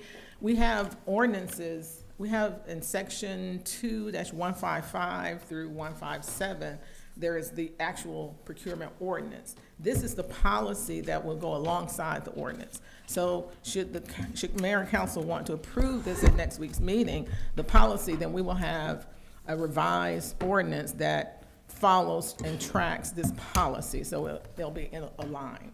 I'm not gonna, so obviously this just establishes a framework for planning and sourcing, awarding and administering all city purchases, with the exception that if we have grant funding, those procurement processes will take precedence over this policy. We have again, the state statute has procurement provisions. Our city code sections 2-155 through 2-157, those will be modified to conform to this policy. And of course, this policy will be applicable to all city departments, offices, boards, commissions, and authorized agency using city funds. Again, who's covered? What's covered? All purchases of goods, services, and construction using city funds, any type of cooperative purchasing agreements, emergency procurements, and any type of federal, state, or private grant funding. So what's not included or subject to the procurement standards that we're discussing here? Sole source providers, if it's only one of something, and of course, anytime you have a sole source provider, there needs to be a supportive document to show that it really is a sole source.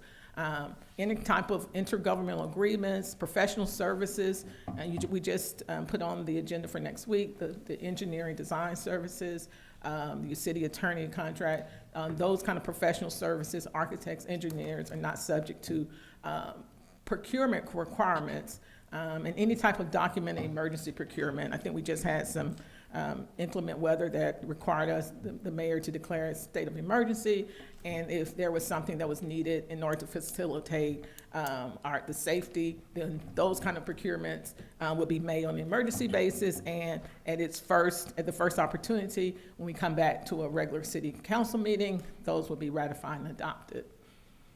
What's wonderful about this policy, this is a great policy, I just have to say, Madam Mayor, this is a really, really good policy. The ethics and conflict of interest standards, you can't have, conflicts of interest, bid rigging, you can't participate in decisions for which you have a financial conflict, or if you have a family member who may be involved in a contract or a proposal, then you have to step out. Now, conflicts of interest are not bad. I just want to say everybody has conflicts of interest, because when you all became elected officials, you had lives, and you still have lives. You know people, you have family. The thing that gets everyone in trouble with conflicts of interest is that they're not disclosed. You disclose the conflicts of interest. That's the thing that's the most important part of it. And once you disclose it, you have done your due diligence, and then you recuse. So I don't want everyone to think, oh, he has a conflict of interest, or she has a conflict of interest. That's not a problem. The disclosure of that conflict of interest is how you cure that issue. The failure to disclose is the problem, and that's where a lot of people get into trouble. So I won't read the definitions, but council members, when you'll go through here, you can see that the proposed policy gives very clear definitions of the different type of bidding processes and professional services and sole source purchase.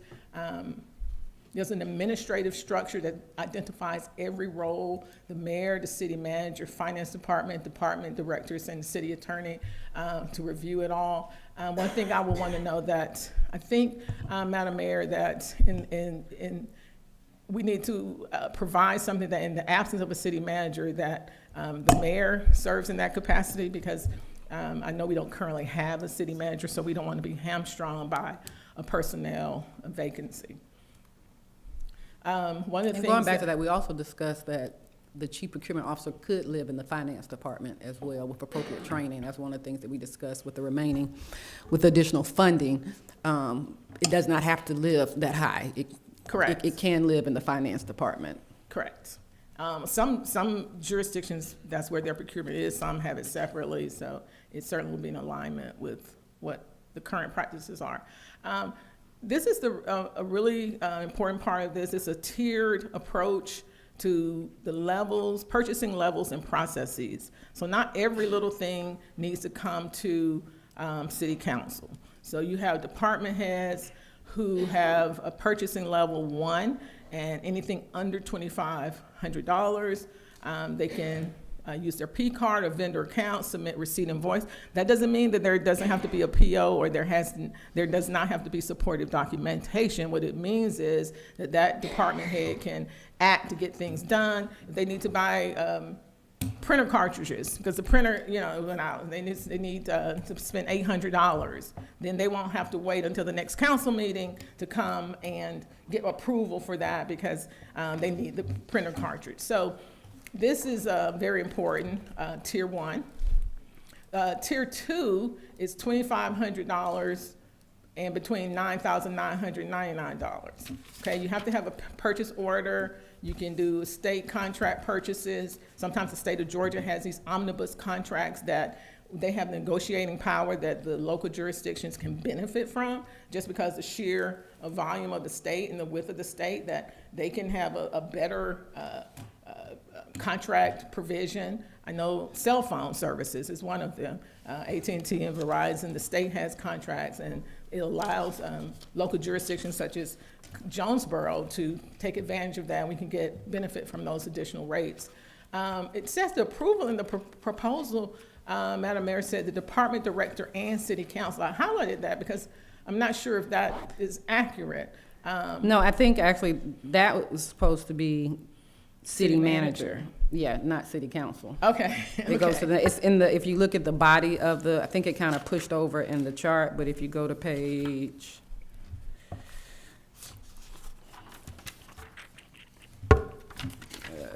it's in the narrative, if you go to page, well, not page 8.1, informal, we're up on the Yeah. informal bids.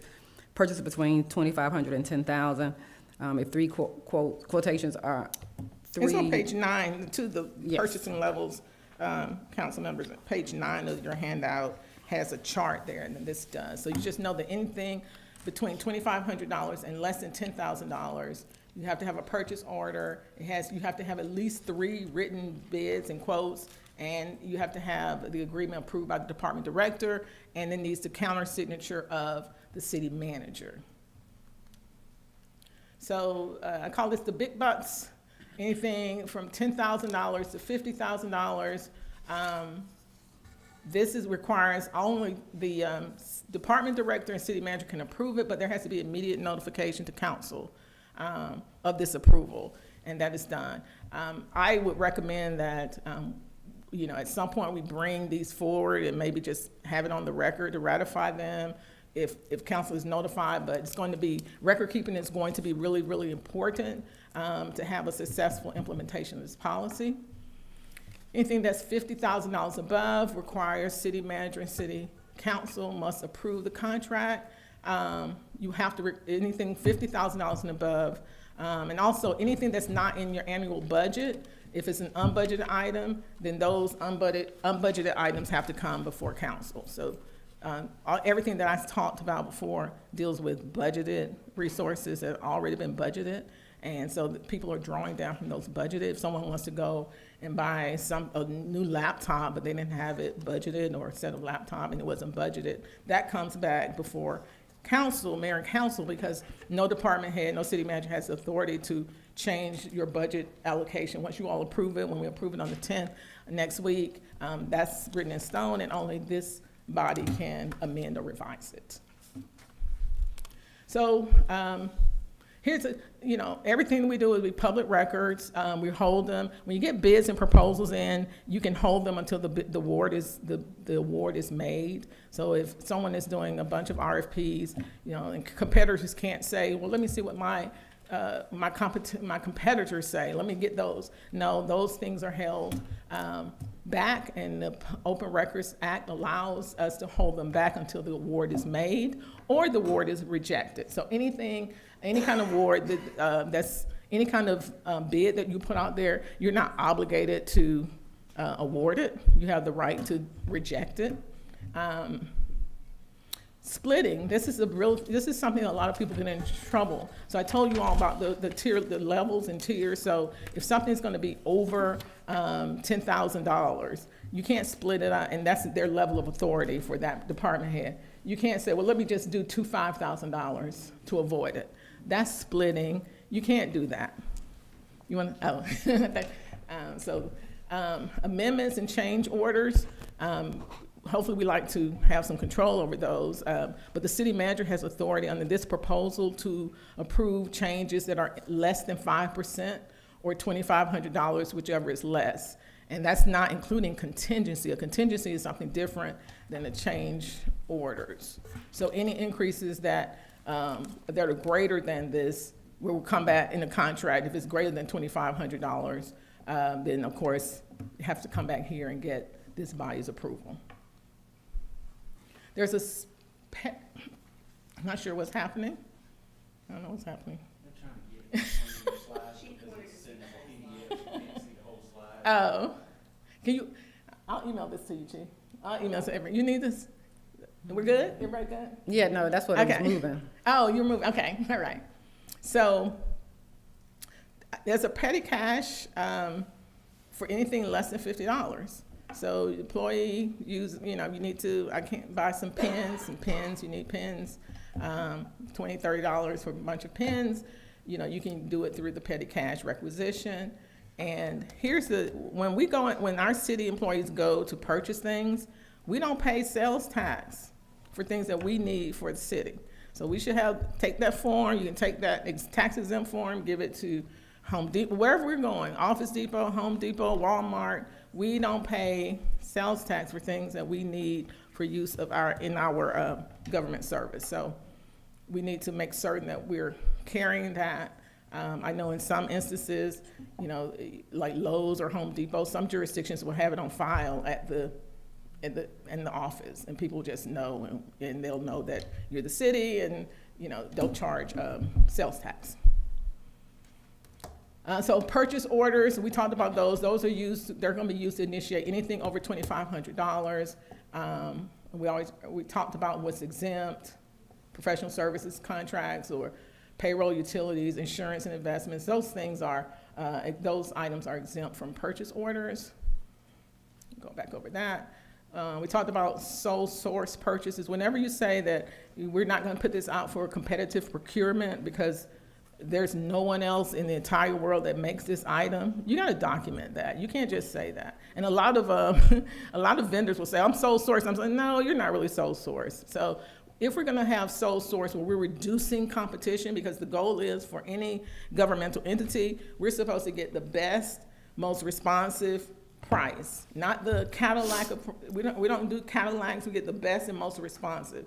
And so anytime you're limiting the competitive process for items that you're buying by saying it's a sole source, so we don't have to put it out for bid, you need to have strong documentation in your files to demonstrate that reason. Because again, this is taxpayer money, and if someone's claiming that they're sole source, and they're saying it's $1,000, but really if we put out the bid, there's somebody out there that could do it for $600, then we're not being good stewards of taxpayer money. All right, competitive bidding. This is all competitive bidding. We're gonna maximize, you have to maximize the outreach when we're doing a newspaper, website, and there are all types of sources. I'm sure our finance department, purchasing knows the governmental websites in order to maximize exposure so you can get the best bids. Informal bids, anything between $2,500 and $50,000, those require the 3 written quotes, and they have to be documented in the file. So again, I have been in jurisdictions where you go to the file and you open it up, there's nothing there. So documentation is going to be important. Okay, let's see. I talked a little bit about the emergency process, process. So if we have an emergency during partial or full activation of our emergency activation. I think we just had that. Chief was at the command center. I talked to him twice a few weeks ago. And so there may be something, we may have to get salt for the roads. I don't know. There could be something we need. We don't have time to go through any of these other processes because we have the need, and we have a public health, safety, welfare issue to take care of, and we're allowed to do that. But it does require us to come back at the earliest possible convenience and get it ratified so that there can be public transparency. I like this provision. It has a local vendor preference. That's sort of, I'm sorry, it's sort of, I don't know if you might want to move it up a little bit. Section 11, it sort of gives sort of favorability to our local vendors, or if they come in within 5% of the bid. I've seen that in other jurisdictions. That works wonderful. That works wonders, and it gives our homegrown folks an opportunity to partake in city contracting opportunities. Okay, this also has a P card. This is so good. This is really, so P cards. So when you're going to be using P cards in some of these low-level purchases, there's a P card statute under state law, and you have to, there's a form we have to sign, Madam Mayor. I'm not sure if we're doing it, but you can't, there's restrictions, and you have to, under oath, and say you're going to use it the way it's supposed to be used. You're not going to go and buy, margaritas and Mexican dinners, but you're only using it. And so we'll make certain that we get that in the system so that everyone who has a P card, they have to sign that and get the annual training. I think we may be able to do it biannual for the training to make sure everyone's under no illusion about the limitations on their use of P cards. That's a privilege, it's not a right. And that's it. Thank you, Madam Mayor. Thank you so much. Questions? Can you send a copy of that or send it to the? Yes. And again, I want to thank Ms. Sakuta and some previous staff that worked really hard on this procurement policies. If y'all have additional questions, I'll ask you all to put it in writing by noon on Wednesday so we can have time to consult with the consultant that worked with us to help us modify. Any questions or anything? Can we ask a quick question right now? Yes, go Maybe ahead. she can answer. What happens in the absence of a city manager? Yeah, I think that we're gonna have to make some provisions of that in the actual ordinance, that in the 2155 through 157. I'm assuming it will be the mayor, since that position is the CEO of the city. It seems like, and then the city manager, under our constitutional charter, the city manager is under the mayor. So I guess in the absence of a city manager, it would be the mayor who would be doing the things that the city manager would normally do. That certainly seems like the most logical replacement to me, but this body can decide otherwise. Okay, thank you. Any other questions? Again, thank y'all so much. Please look through this. This is long overdue for us, and get back with me and our copy of Ms. Sakuta so that we can speak with the consultant so that we can get this approved next week. Next on the agenda.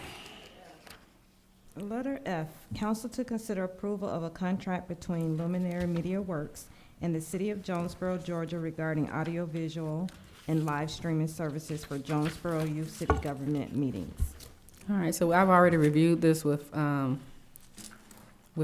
I think it's been approved by Councilman Dixon. Can this go to the consent agenda? It's consent for me. All right, so it's on the consent. All right, this time I entertain a motion to go into executive session. So made. We do need to go in, don't we? Do we need to go in? Yeah, we do. Okay, that's what I want to make sure. For litigation. For the purposes of litigation, and that's it. Litigation, real estate, and personnel, just to cover all bases. All in, there's a motion on the floor. Can I get a second? Second. Any discussion? All in favor? Aye. We're now in executive session.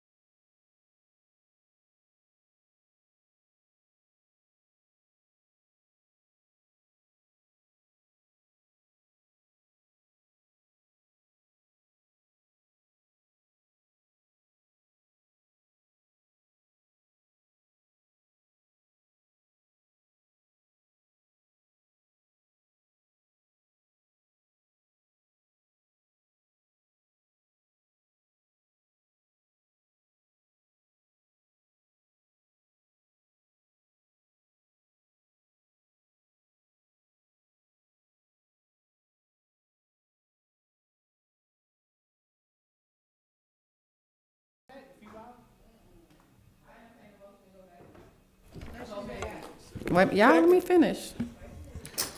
Motion to reconvene into regular session. So made. Any discussion? All in favor? Aye. Any opposed? We are now in executive session, the regular session. At this time, I entertain a motion to approve executive session affidavit. Motion to approve. Second.